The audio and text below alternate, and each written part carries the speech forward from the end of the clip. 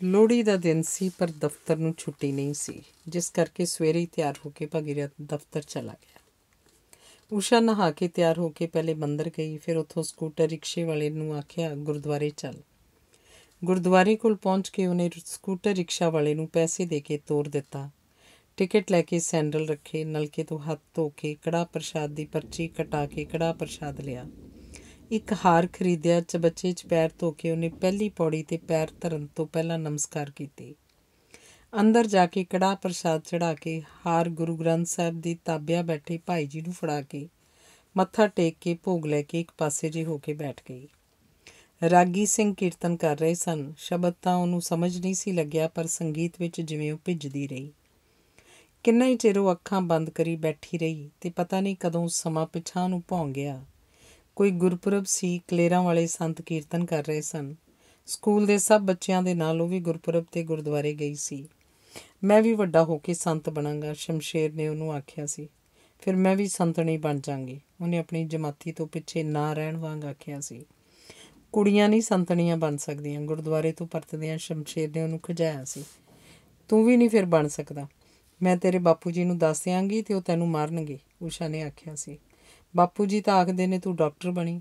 ਫਿਰ ਮੈਂ ਵੀ ਡਾਕਟਰ ਨਹੀਂ ਬਣੂੰਗੀ, ਊਸ਼ਾ ਨੇ ਆਖਿਆ ਸੀ। ਤੂੰ ਡਾਕਟਰਨੀ ਵੀ ਨਹੀਂ ਬਣ ਸਕਦੀ। ਤੈਨੂੰ ਤੇਰੇ ਘਰਦਿਆਂ ਨੇ ਸ਼ਹਿਰ ਇਕੱਲੀ ਨੂੰ ਪੜ੍ਹਨ ਹੀ ਨਹੀਂ ਭੇਜਣਾ। ਸ਼ਮਸ਼ੇਰ ਨੇ ਫਿਰ ਚੜਾਇਆ। ਕਿਉਂ ਨਹੀਂ ਭੇਜਣਾ? ਦੇਖਾਂਗੀ ਕਿਵੇਂ ਨਹੀਂ ਭੇਜਦੇ। ਨਹੀਂ ਭੇਜਣਗੇ ਮੈਂ ਆਪੇ ਚਲੀ ਜਾਊਂਗੀ, ਊਸ਼ਾ ਨੇ ਗੁੱਸੇ ਨਾਲ ਆਖਿਆ ਸੀ। ਨਾਲੋਂ ਲੰਘਦੀ ਕਿਸੇ ਜਨਾਨੀ ਦਾ ਪੈਰ ਉਹਨੂੰ ਛੂਹ ਜਾਣ ਨਾਲ ਉਹਨੇ ਤਰਬਕ ਕੇ ਅੱਖਾਂ ਖੋਲ੍ਹੀਆਂ। ਬੜੇ ਧਿਆਨ ਨਾਲ ਉਹਨੇ ਚਾਰੋਂ ਪਾਸੇ ਲੋਕਾਂ ਵੱਲ ਤੱਕਿਆ, ਪਰ ਸ਼ਮਸ਼ੇਰ ਤਾਂ ਉਹਨਾਂ ਵਿੱਚ ਨਹੀਂ ਸੀ।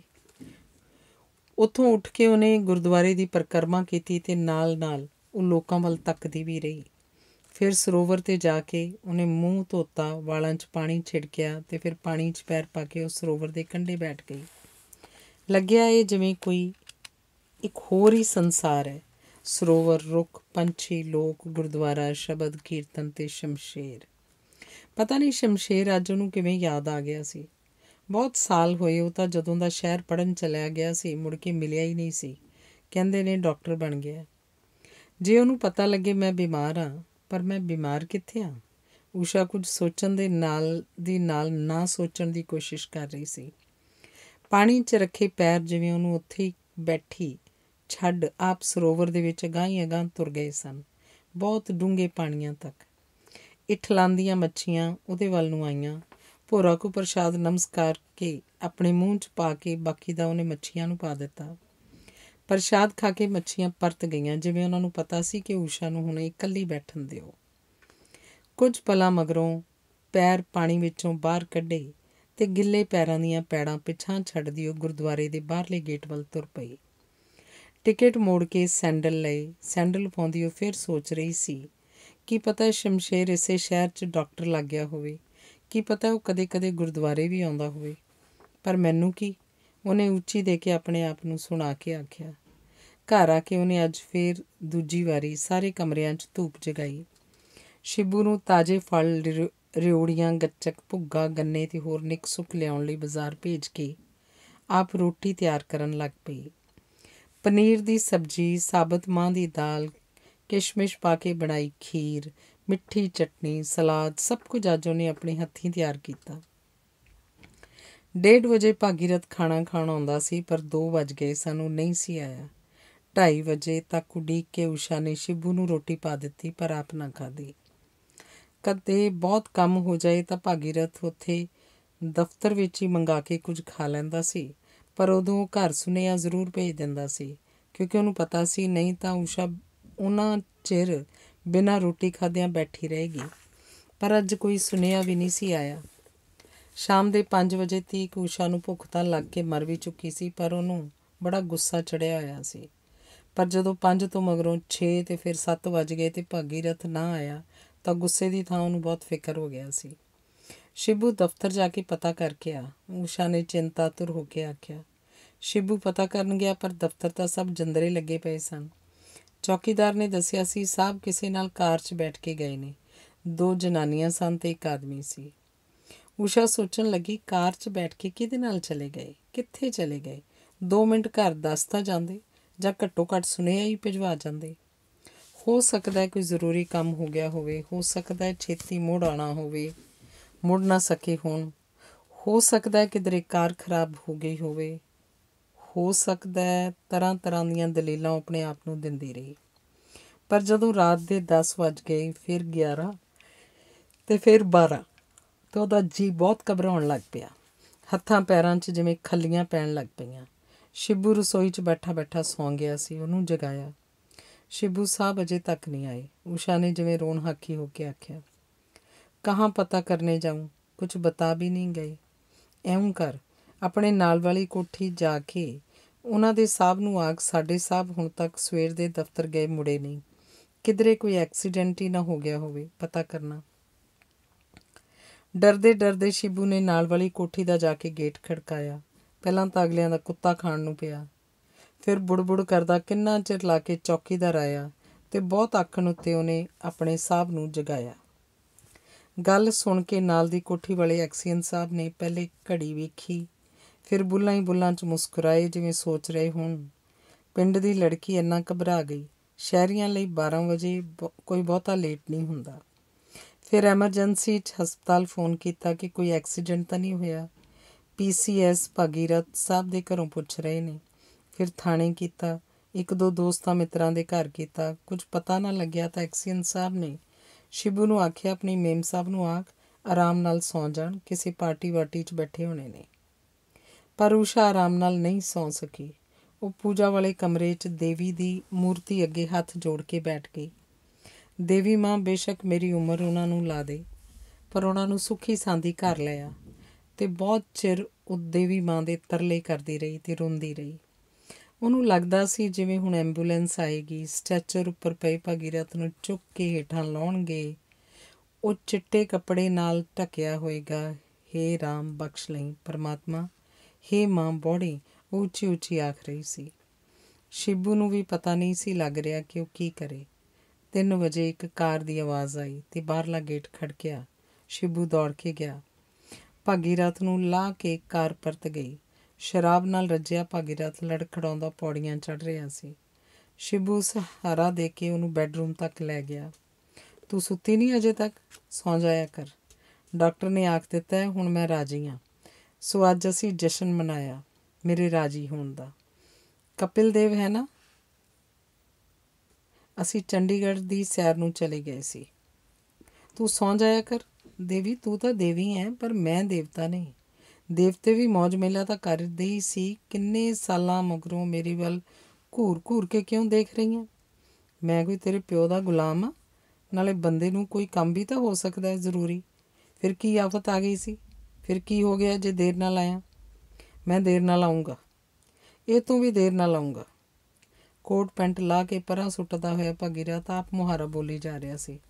ਬਿਨਾਂ ਨਾਈਟ ਸੂਟ ਪਾਇਆ ਕੱਛੇ ਬਣਾਉਣ ਨਾਲ ਹੀ ਉਹ ਬਿਸਤਰੇ 'ਚ ਪੈ ਗਿਆ। ਦਵਾਈ ਤਾਂ ਲੈ ਲਓ। ਕੈਪਸੂਲ ਅਤੇ ਪਾਣੀ ਦਾ ਗਲਾਸ ਫੜੀ ਊਸ਼ਾ ਨੇ ਉਹਨੂੰ ਹਲੂਣਿਆ। ਨਹੀਂ, ਸੌਣ ਦੇ ਮੈਨੂੰ। ਉਹ ਝਿੜਕ ਕੇ ਪਿਆ। ਊਸ਼ਾ ਲਾਈਟ ਬੰਦ ਕਰਕੇ ਆਪਣੇ ਮੰਜੇ ਉੱਪਰ ਆ ਕੇ ਪੈ ਗਈ। ਉਸ ਰਾਤ ਉਹਨੂੰ ਬੜੀ ਵਾਰੀ ਖੰਘ ਆਉਂਦੀ ਰਹੀ ਅਤੇ ਸਵੇਰ ਤੱਕ ਨੀਂਦ ਵੀ ਨਾ ਆਈ। ਬਹੁਤ ਸਵੇਰ ਹੋਈ। ਭਾਗੀਰਥ ਜਦੋਂ ਜਾਗਿਆ, ਉਹਦਾ ਜਿਸਮ ਟੁੱਟ ਰਿਹਾ ਸੀ ਅਤੇ ਸਿਰ ਫਟਿਆ ਜਾ ਰਿਹਾ ਸੀ, ਪਰ ਊਸ਼ਾ ਬੜੇ ਆਰਾਮ ਨਾਲ ਸੁੱਤੀ ਪਈ ਸੀ। ਸੁੱਤੀ ਸੁੱਤੀ ਉਹ ਇੱਕ ਅੱਧ ਵਾਰੀ ਖੰਘੀ। ਭਾਗੀਰਥ ਨੂੰ ਵਹਿਮ ਜਿਹਾ ਹੋਇਆ ਕਿ ਇਹ ਇਉਂ ਕਿਉਂ ਖੰਘਦੀ ਹੈ, ਪਰ ਉਹਦੇ ਆਪਣੇ ਸਿਰ ਵਿੱਚ ਇੰਨਾ ਦਰਦ ਹੋ ਰਿਹਾ ਸੀ ਕਿ ਉਸਨੇ ਇਸ ਗੱਲ ਬਾਰੇ ਹੋਰ ਬਹੁਤਾ ਧਿਆਨ ਨਾ ਦਿੱਤਾ। ਰਾਤ ਦੇਰ ਤੀਕ ਜਾਗਣ ਕਰਕੇ ਅੱਜ ਸ਼ਿਬੂ ਵੀ ਸ਼ਾਇਦ ਸੁੱਤਾ ਹੀ ਪਿਆ ਸੀ। ਬੈਟੀ ਨਹੀਂ ਸੀ ਲੈ ਕੇ ਆਇਆ। ਭਾਗੀਰਥ ਦਾ ਮਨ ਕੀਤਾ ਉੱਠ ਕੇ ਸਭ ਕੁਝ ਭੰਨ ਤੋੜ ਦੇਵੇ।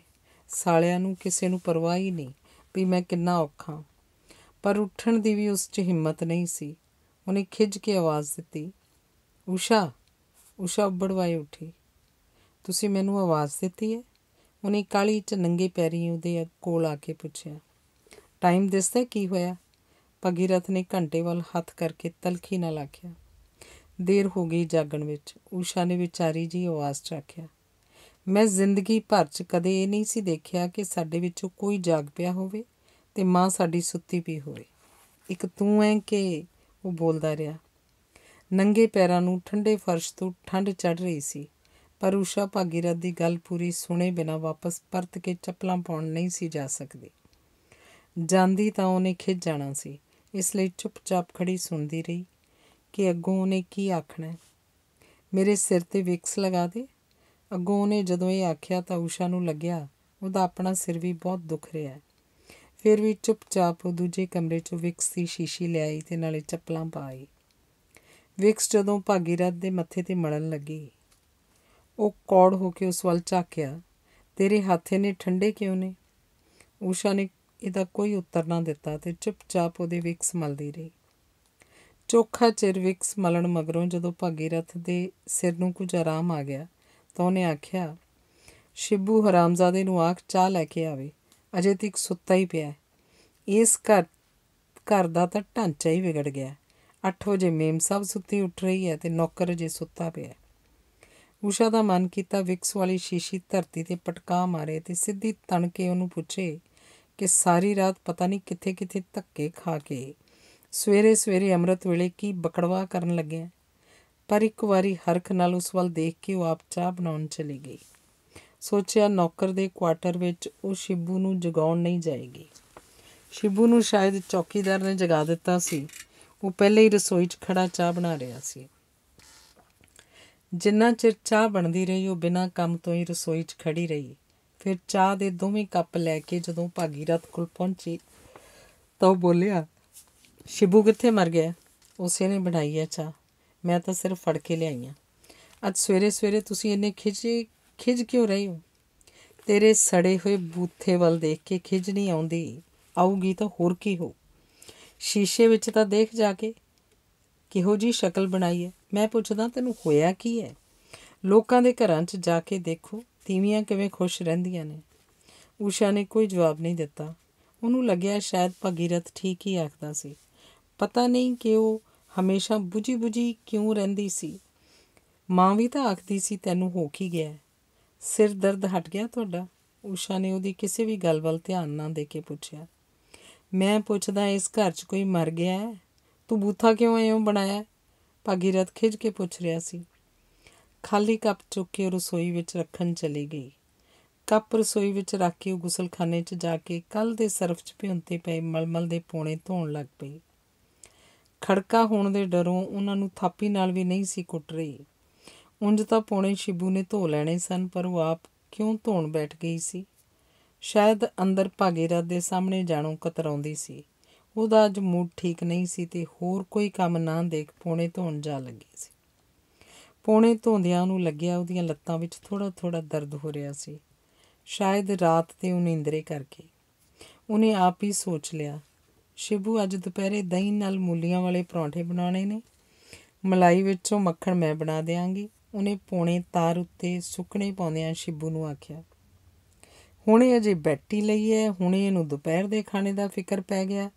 ਖਾਣ ਪੀਣ ਤੋਂ ਬਿਨਾਂ ਵੀ ਕੁਝ ਸੋਚ ਲਿਆ ਕਰ। ਅਖਬਾਰ ਹੱਥ 'ਚ ਫੜੀ ਬਾਹਰ ਧੁੱਪੇ ਬੈਠਣ ਲਈ ਆ ਰਹੇ ਭਾਗੀਰਥ ਨੇ ਉਸ ਵੱਲ ਝਾਕ ਕੇ ਆਖਿਆ, ਅੱਜ ਤੋਂ ਸ਼ਹਿਰ 'ਚ ਸੰਗੀਤ ਸੰਮੇਲਨ ਹੋ ਰਿਹਾ ਹੈ। ਦੇਸ਼ ਭਰ 'ਚੋਂ ਵੱਡੇ ਆਰਟਿਸਟ ਆ ਰਹੇ ਨੇ। ਬਾਹਰਲੇ ਮੁਲਕਾਂ ਦੇ ਲੋਕ ਉਸ ਸੰਗੀਤ ਨੂੰ ਟੇਪ ਕਰਨ ਲਈ ਪਹੁੰਚੇ ਹੋਏ ਨੇ। ਅਖਬਾਰ 'ਚ ਏਡੀ ਵੱਡੀ ਖਬਰ ਹੈ। ਇੱਥੇ ਉਹ ਮੂਲੀਆਂ ਵਾਲੇ ਪਰੌਂਠਿਆਂ ਤੋਂ ਅਗਾਂਹ ਨਹੀਂ ਸੋਚ ਸਕਦੀ। ਕਦੇ ਅਖਬਾਰ ਪੜ੍ਹੇ ਤਾਂ ਪਤਾ ਲੱਗੇ ਬਾਹਰ ਦੁਨੀਆ 'ਚ ਕੀ ਹੋ ਰਿਹਾ। ਬਸ ਚੂਹਿਆਂ ਵਾਲੀ ਜ਼ਿੰਦਗੀ ਹੈ, ਕਰਦੇ ਐ ਇਸ ਖੂੰਜੇ 'ਚੋਂ ਉਸ ਖੂੰਜੇ ਅਤੇ ਉਸ ਖੂੰਜੇ ਤੋਂ ਇਸ ਖੂੰਜੇ। ਬਹੁਤਾ ਕੀਤਾ ਇਸ ਘਰ ਤੋਂ ਉਸ ਘਰ ਅਤੇ ਉਸ ਘਰ ਤੋਂ ਇਸ ਘਰ। ਊਸ਼ਾ ਨੇ ਕੋਈ ਉੱਤਰ ਨਹੀਂ ਦਿੱਤਾ। ਉਹਨੂੰ ਲੱਗਿਆ ਸ਼ਾਇਦ ਭਾਗੀਰਥ ਠੀਕ ਹੀ ਆਖਦਾ ਸੀ। ਉਹਦੀ ਜ਼ਿੰਦਗੀ ਚੂਹਿਆਂ ਵਰਗੀ ਹੀ ਜ਼ਿੰਦਗੀ ਸੀ। ਨਾ ਤੈਨੂੰ ਘਰ ਰੱਖਣ ਦਾ ਪਤਾ ਹੈ, ਲੋਕਾਂ ਦੇ ਘਰ ਜਾ ਕੇ ਦੇਖ, ਨਾ ਖਾਣ ਪਹਿਨਣ ਦਾ ਕੋਈ ਸਲੀਕਾ ਹੈ, ਬਿਲਕੁਲ ਪੇਂਡੂਆਂ ਵਾਂਗ। ਭਾਗੀਰਥ ਅੱਗੋਂ ਕੁਝ ਕਹਿੰਦਾ ਰੁਕ ਗਿਆ। ਉਹਨੇ ਦੇਖਿਆ ਊਸ਼ਾ ਕਾਢਵੀਂ ਨਜ਼ਰ ਨਾਲ ਉਸ ਵੱਲ ਝਾਕ ਰਹੀ ਸੀ। ਹਾਂ ਆਖ ਕੀ ਆਖਣ ਲੱਗੀ ਸੀ? ਭਾਗੀਰਥ ਨੇ ਉਹਦੇ ਬੁੱਲ੍ਹ ਜਿਹੇ ਫਰਕਦੇ ਦੇਖ ਕੇ ਆਖਿਆ। ਜ਼ਿਆਦਾ ਪੜ੍ਹੀ ਨਾਲ ਵਿਆਹ ਕਰਵਾਉਣਾ ਸੀ, ਜਿਹੜੀ ਸਲੀਕੇ ਵਾਲੀ ਹੁੰਦੀ। ਊਸ਼ਾ ਨੇ ਜਿਵੇਂ ਰੋਸ ਨਾਲ ਆਖਿਆ। ਜ਼ਿਆਦਾ ਪੜ੍ਹੀਆਂ ਸਾਲੀਆਂ ਅਵਾਰਾ ਹੁੰਦੀਆਂ ਨੇ, ਨਾਲੇ ਸਲੀਕਾ ਕੋਈ ਕਿਤਾਬਾਂ 'ਚ ਤਾਂ ਨਹੀਂ ਰੱਖਿਆ ਹੁੰਦਾ। ਮੈਨੂੰ ਤਾਂ ਅਜੇ ਤੱਕ ਤੁਹਾਡੀ ਬਿਮਾਰੀ ਦੇ ਫਿਕਰ ਤੋਂ ਹੀ ਨਹੀਂ ਸਾਹ ਲੈਣ ਨੂੰ ਮਿਲਿਆ। ਇੱਥੇ ਹੀ ਤਾਂ ਇੰਟੈਲੀਜੈਂਸ ਦੀ ਲੋੜ ਸੀ ਕਿ ਮੇਰੀ ਬਿਮਾਰੀ ਕਾਰਨ ਤੂੰ ਮੇਰਾ ਆਮ ਨਾਲੋਂ ਵੀ ਵੱਧ ਧਿਆਨ ਰੱਖਦੀ। ਮੈਂ ਧਿਆਨ ਰੱਖਦੀ ਨਹੀਂ ਰਹੀ, ਊਸ਼ਾ ਨੇ ਜਿਵੇਂ ਰੋਣ ਹੱਕੀ ਹੋ ਕੇ ਪੁੱਛਿਆ। ਦੇਵੀ ਨਾਰਾਜ਼ ਹੋ ਗਈ। ਨਾ ਨਾ, ਗਲਤੀ ਹੋ ਗਈ, ਮੁਆਫ਼ ਕਰ ਦੇ। ਬੈਠੋ। ਭਾਗੀਰਥ ਨੇ ਉੱਠ ਕੇ ਉਹਦਾ ਹੱਥ ਫੜ ਕੇ ਆਪਣੀ ਕੁਰਸੀ ਦੇ ਕੋਲ ਦੂਜੀ ਕੁਰਸੀ ਉੱਤੇ ਬਿਠਾਉਂਦਿਆਂ ਹੱਸ ਕੇ ਕਿਹਾ, ਓਏ ਸ਼ਿਬੂ, ਬ੍ਰੇਕਫਾਸਟ ਲਿਆ, ਮੇਰੇ ਲਈ ਵੀ ਅਤੇ ਆਪਣੀ ਮੇਮ ਸਾਹਿਬ ਲਈ ਵੀ। ਮੈਂ ਲਿਆਉਣੀ ਆ, ਆਖ ਕੇ ਊਸ਼ਾ ਜਦੋਂ ਉੱਠ ਕੇ ਜਾਣ ਲੱਗੀ ਤਾਂ ਬਾਂਹ ਤੋਂ ਫੜ ਕੇ ਭਾਗੀਰਥ ਨੇ ਉਹਨੂੰ ਫਿਰ ਬਿਠਾ ਲਿਆ। ਓਏ ਸ਼ਿਬੂ, ਛੇਤੀ ਕਰ, ਅੱਜ ਤੇਰੇ ਮੇਮ ਸਾਹਿਬ ਗੁੱਸੇ ਵਿੱਚ ਨੇ, ਨਹੀਂ ਤਾਂ ਤੈਨੂੰ ਤੇ ਮੈਨੂੰ ਦੋਵਾਂ ਨੂੰ ਘਰੋਂ ਕੱਢ ਦੇਣਗੇ। ਭਾਗੀਰਥ ਮਜ਼ਾਕ ਕਰ ਰਿਹਾ ਸੀ। ਮੇਰਾ ਅਜੇ ਬ੍ਰੇਕਫਾਸਟ ਨੂੰ ਜੀਅ ਨਹੀਂ ਕਰਦਾ, ਊਸ਼ਾ ਨੇ ਆਖਿਆ। ਕੁਝ ਖਾਇਆ ਪੀਆ ਕਰ, ਅੱਗੇ ਨਾਲੋਂ ਤੇਰੀ ਸਿਹਤ ਕਾਫੀ ਕਮਜ਼ੋਰ ਹੋ ਗਈ ਹੈ। ਤੇਰੇ ਮਾਂ ਬਾਪ ਆਖਣਗੇ ਸਾਡੀ ਧੀ ਦਾ ਖਿਆਲ ਨਹੀਂ ਰੱਖਿਆ। ਹੁਣ ਮੈਂ ਠੀਕ ਹੋ ਗਿਆ, ਹੁਣ ਮੈਂ ਤੇਰਾ ਖਿਆਲ ਰੱਖਿਆ ਕਰਾਂਗਾ। ਇੱਕ ਤਾਂ ਤੈਨੂੰ ਟੈਲੀਵਿਜ਼ਨ ਲੈ ਦੇਣਾ, ਫਿਰ ਪਿਕਚਰਾਂ ਤੂੰ ਘਰ ਹੀ ਦੇਖ ਲਿਆ ਕਰੀ। ਇੱਕ ਤੈਨੂੰ ਡਾਇਮੰਡਸ ਦੀ ਅੰਗੂਠੀ ਬਣਾ ਕੇ ਦੇਣੀ ਹੈ।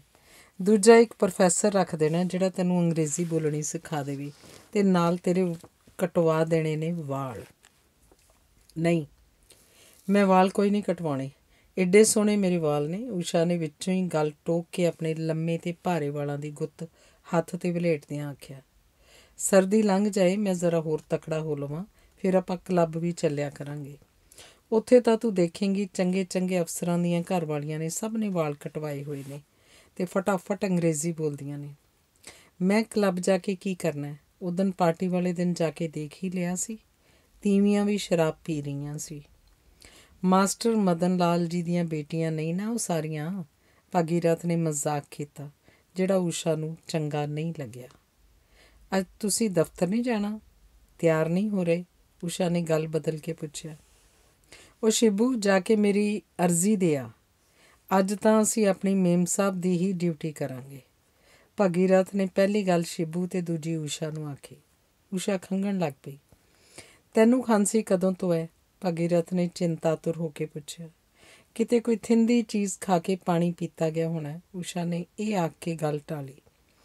ਜੇ ਤੂੰ ਵੀ ਬਿਮਾਰ ਹੋ ਗਈ, ਇਹ ਬਹੁਤਾ ਮਾੜਾ ਹੋਊ। ਮੈਂ ਤੈਨੂੰ ਸ਼ੁਰੂ ਤੋਂ ਹੀ ਆਖਦਾ ਆ ਰਿਹਾ ਵੀ ਆਪਣਾ ਤੂੰ ਪੂਰਾ ਧਿਆਨ ਰੱਖ।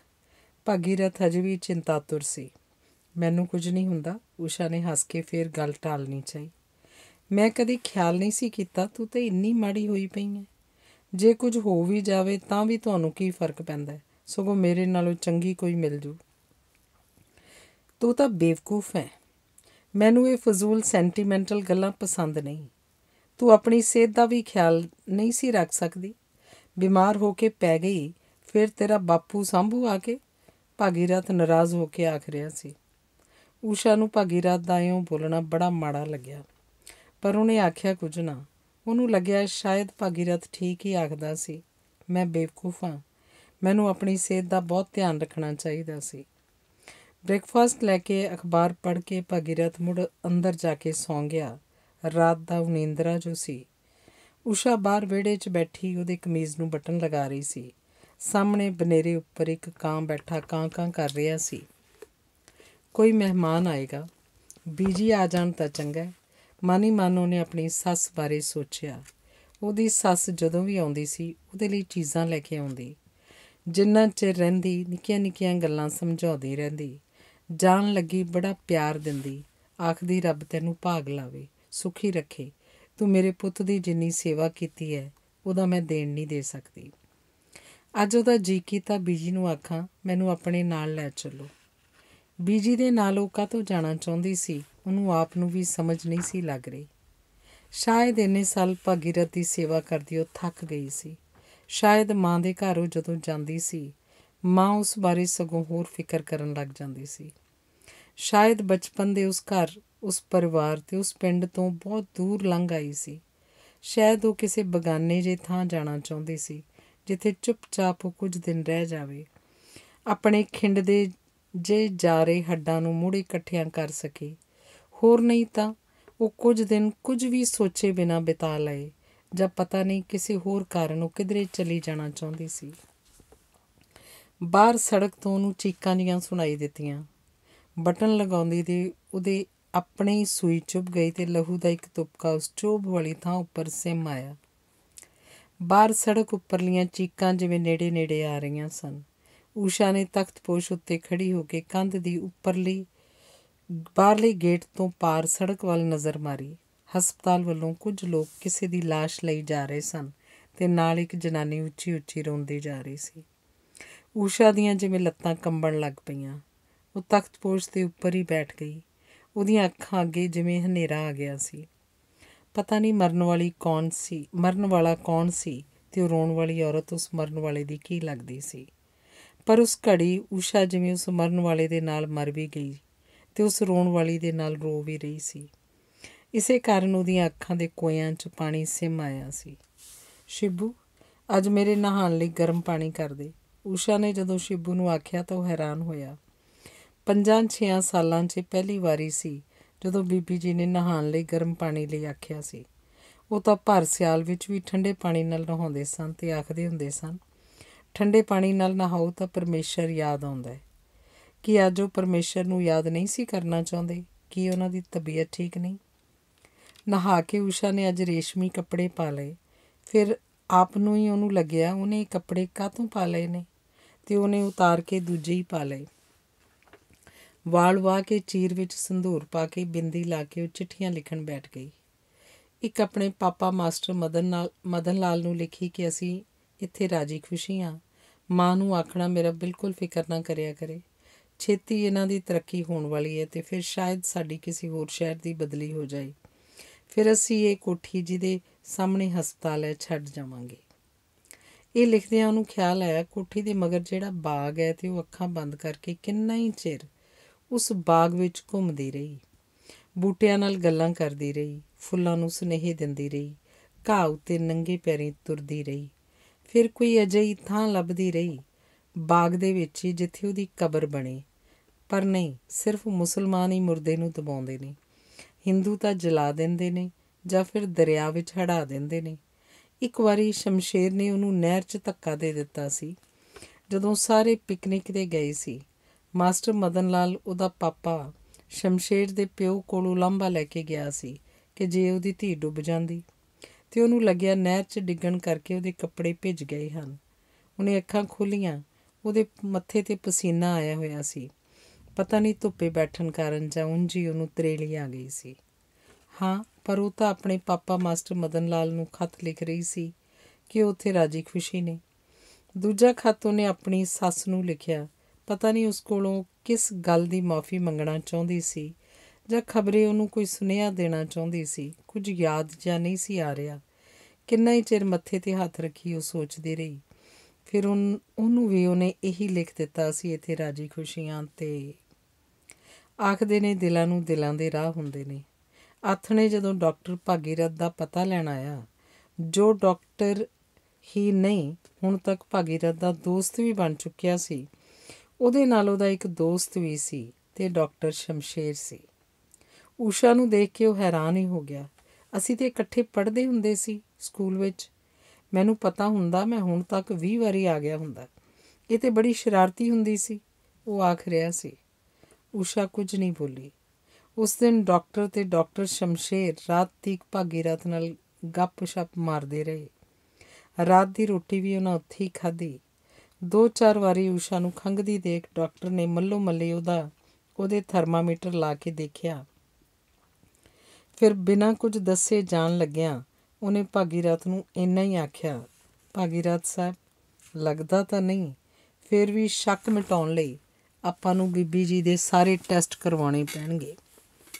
ਉਹਨਾਂ ਦੇ ਜਾਣ ਮਗਰੋਂ ਭਾਗੀਰਥ ਛੇਤੀ ਸੌਂ ਗਿਆ, ਪਰ ਊਸ਼ਾ ਬਹੁਤ ਦੇਰ ਤੱਕ ਜਾਗਦੀ ਪਈ, ਛੱਤ ਵੱਲ ਝਾਕਦੀ ਰਹੀ।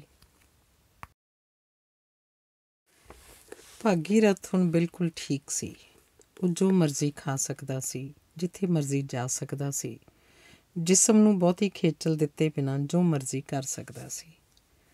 ਭਾਗੀਰਥ ਨੂੰ ਹਫ਼ਤੇ ਮਗਰੋਂ ਆਪਣਾ ਵਜ਼ਨ ਕਰਦੇ ਰਹਿਣ ਲਈ, ਟੌਨਿਕ ਲੈਂਦੇ ਰਹਿਣ ਲਈ ਅਤੇ ਸਭ ਤੋਂ ਵੱਧ ਖੁਸ਼ ਰਹਿਣ ਦੀਆਂ ਹਦਾਇਤਾਂ ਦੇ ਕੇ ਡਾਕਟਰ ਇਹ ਆਖ ਗਿਆ ਸੀ ਕਿ ਹੁਣ ਜਦੋਂ ਮੈਂ 1 ਮਹੀਨੇ ਦੀ ਛੁੱਟੀ ਮਗਰੋਂ ਆਵਾਂ ਤਾਂ ਤੁਹਾਨੂੰ ਪਰਫੈਕਟ ਪਾਵਾਂ।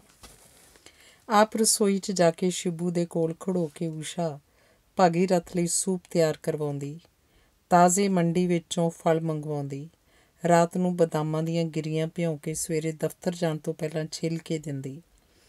ਭਾਵੇਂ ਮੀਟ ਬਣਾਉਣਾ ਉਹਨੂੰ ਚੰਗਾ ਨਹੀਂ ਸੀ ਲੱਗਦਾ, ਕਿਉਂਕਿ ਉਹ ਆਪ ਮੀਟ ਨਹੀਂ ਸੀ ਖਾਂਦੀ, ਫਿਰ ਵੀ ਭਗੀਰਥ ਦੀ ਖਾਤਰ ਉਹ ਕਦੇ ਕਲੇਜੀ ਤਲਦੀ, ਕਦੇ ਮੱਛੀ ਭੁੰਦੀ, ਕਦੇ ਕੀਮਾ ਬਣਾਉਂਦੀ। ਬਿਨਾਂ ਨਾਗੇ ਵਕਤ ਸਿਰ ਉਹ ਟੌਨਿਕਾਂ, ਕੈਪਸੂਲਾਂ ਅਤੇ ਗੋਲੀਆਂ ਆਪ ਆਪਣੇ ਹੱਥੀਂ ਭਾਗੀਰਥ ਨੂੰ ਲਿਆ ਕੇ ਦਿੰਦੀ ਅਤੇ ਨਾਲ ਹੀ ਨਿੱਤ ਪਾਠ ਪੂਜਾ ਕਰਕੇ ਉਹ ਦੇਵੀ ਮਾਂ ਨੂੰ ਆਖਦੀ ਭਾਗੀਰਥ ਨੂੰ ਉਹ ਠੀਕ ਠਾਕ ਰੱਖੇ। ਕਿਸੇ ਦੇ ਦੱਸਣ ਉੱਤੇ ਭਾਗੀਰਥ ਦੀ ਖਾਤਰ ਉਹ ਸੋਮਵਾਰ ਦੇ ਵਰਤ ਵੀ ਰੱਖਣ ਲੱਗ ਪਈ ਸੀ। ਡਾਕਟਰ ਸ਼ੱਕ ਮਿਟਾਉਣ ਲਈ ਬੀਬੀ ਜੀ ਦੇ ਟੈਸਟ ਕਰਵਾਉਣ ਲਈ ਆਖ ਗਿਆ ਸੀ। ਦੂਰ ਕਿਧਰੇ ਅਚੇਤ ਮਨ ਵਿੱਚ ਇਹਨਾਂ ਟੈਸਟਾਂ ਦੇ ਅਣਚਾਹੇ ਰਿਜ਼ਲਟ ਤੋਂ ਉਪਜਣ ਵਾਲੇ ਭਾਗੀਰਥ ਦੇ ਗੁੱਸੇ ਤੋਂ ਊਸ਼ਾ ਡਰ ਰਹੀ ਸੀ, ਇਉਂ ਜਿਵੇਂ ਕਿ ਡਾਕਟਰ ਨੇ ਇਹ ਗੱਲ ਆਖੀ ਨਹੀਂ ਸੀ। ਦਫ਼ਤਰੋਂ ਆ ਕੇ ਇੱਕ ਦਿਨ ਭਾਗੀਰਥ ਨੇ ਊਸ਼ਾ ਨੂੰ ਬਾਜ਼ਾਰ ਜਾਣ ਲਈ ਤਿਆਰ ਹੋਣ ਲਈ ਆਖਿਆ। ਤੁਸੀਂ ਜਾਓ ਬਾਜ਼ਾਰੋਂ, ਮੈਂ ਤਾਂ ਕੁਝ ਲੈਣਾ ਨਹੀਂ। ਊਸ਼ਾ ਦਾ ਆਖਣ ਨੂੰ ਮਨ ਕੀਤਾ, ਪਰ ਉਹਨੇ ਆਖਿਆ ਨਹੀਂ। ਸ਼ਿਬੂ ਨੂੰ ਭਾਗੀਰਥ ਨੂੰ ਚਾਹ ਦੇਣ ਲਈ ਆਖ ਕੇ ਆਪ ਅੰਦਰ ਤਿਆਰ ਹੋਣ ਚਲੀ ਗਈ। ਨੀਲੇ ਰੰਗ ਦੀ ਸਾੜੀ ਬੰਨ੍ਹ ਕੇ, ਵਾਲ ਵਾਹ ਕੇ ਤਿਆਰ ਹੋ ਕੇ ਉੱਪਰ ਨੀਲਾ ਹੀ ਸ਼ਾਲ ਲੈਂਦੀ ਜਦੋਂ ਬਾਹਰ ਆਈ, ਪਲ ਦੇ ਪਲ ਲਈ ਭਾਗੀਰਥ ਉਸ ਵੱਲ ਦੇਖਦਾ ਹੀ ਰਹਿ ਗਿਆ। ਕਿੱਡੀ ਸੋਹਣੀ ਲੱਗ ਰਹੀ ਸੀ, ਜਿਵੇਂ ਉਹ ਕਿਸੇ ਹੋਰ ਹੀ ਧਰਤੀ ਤੋਂ ਆਈ ਹੋਵੇ। ਇੱਕ ਸੰਕੋਚ, ਇੱਕ ਚੁੱਪ, ਇੱਕ ਉਦਾਸੀ ਅਤੇ ਫਿਰ ਵੀ ਚੰਗੀ ਅਤੇ ਪਿਆਰੀ ਲੱਗਣ ਵਾਲੀ ਉਹਦੀ ਦਿੱਖ ਸੀ, ਜਿਵੇਂ ਨੀਲਾ ਕੋਈ ਫੁੱਲ ਹੋਵੇ। ਨਹੀਂ, ਸਗੋਂ ਜਿਵੇਂ ਕੋਈ ਫੁੱਲ ਹੀ ਕੁੜੀ ਬਣ ਗਈ ਹੋਵੇ।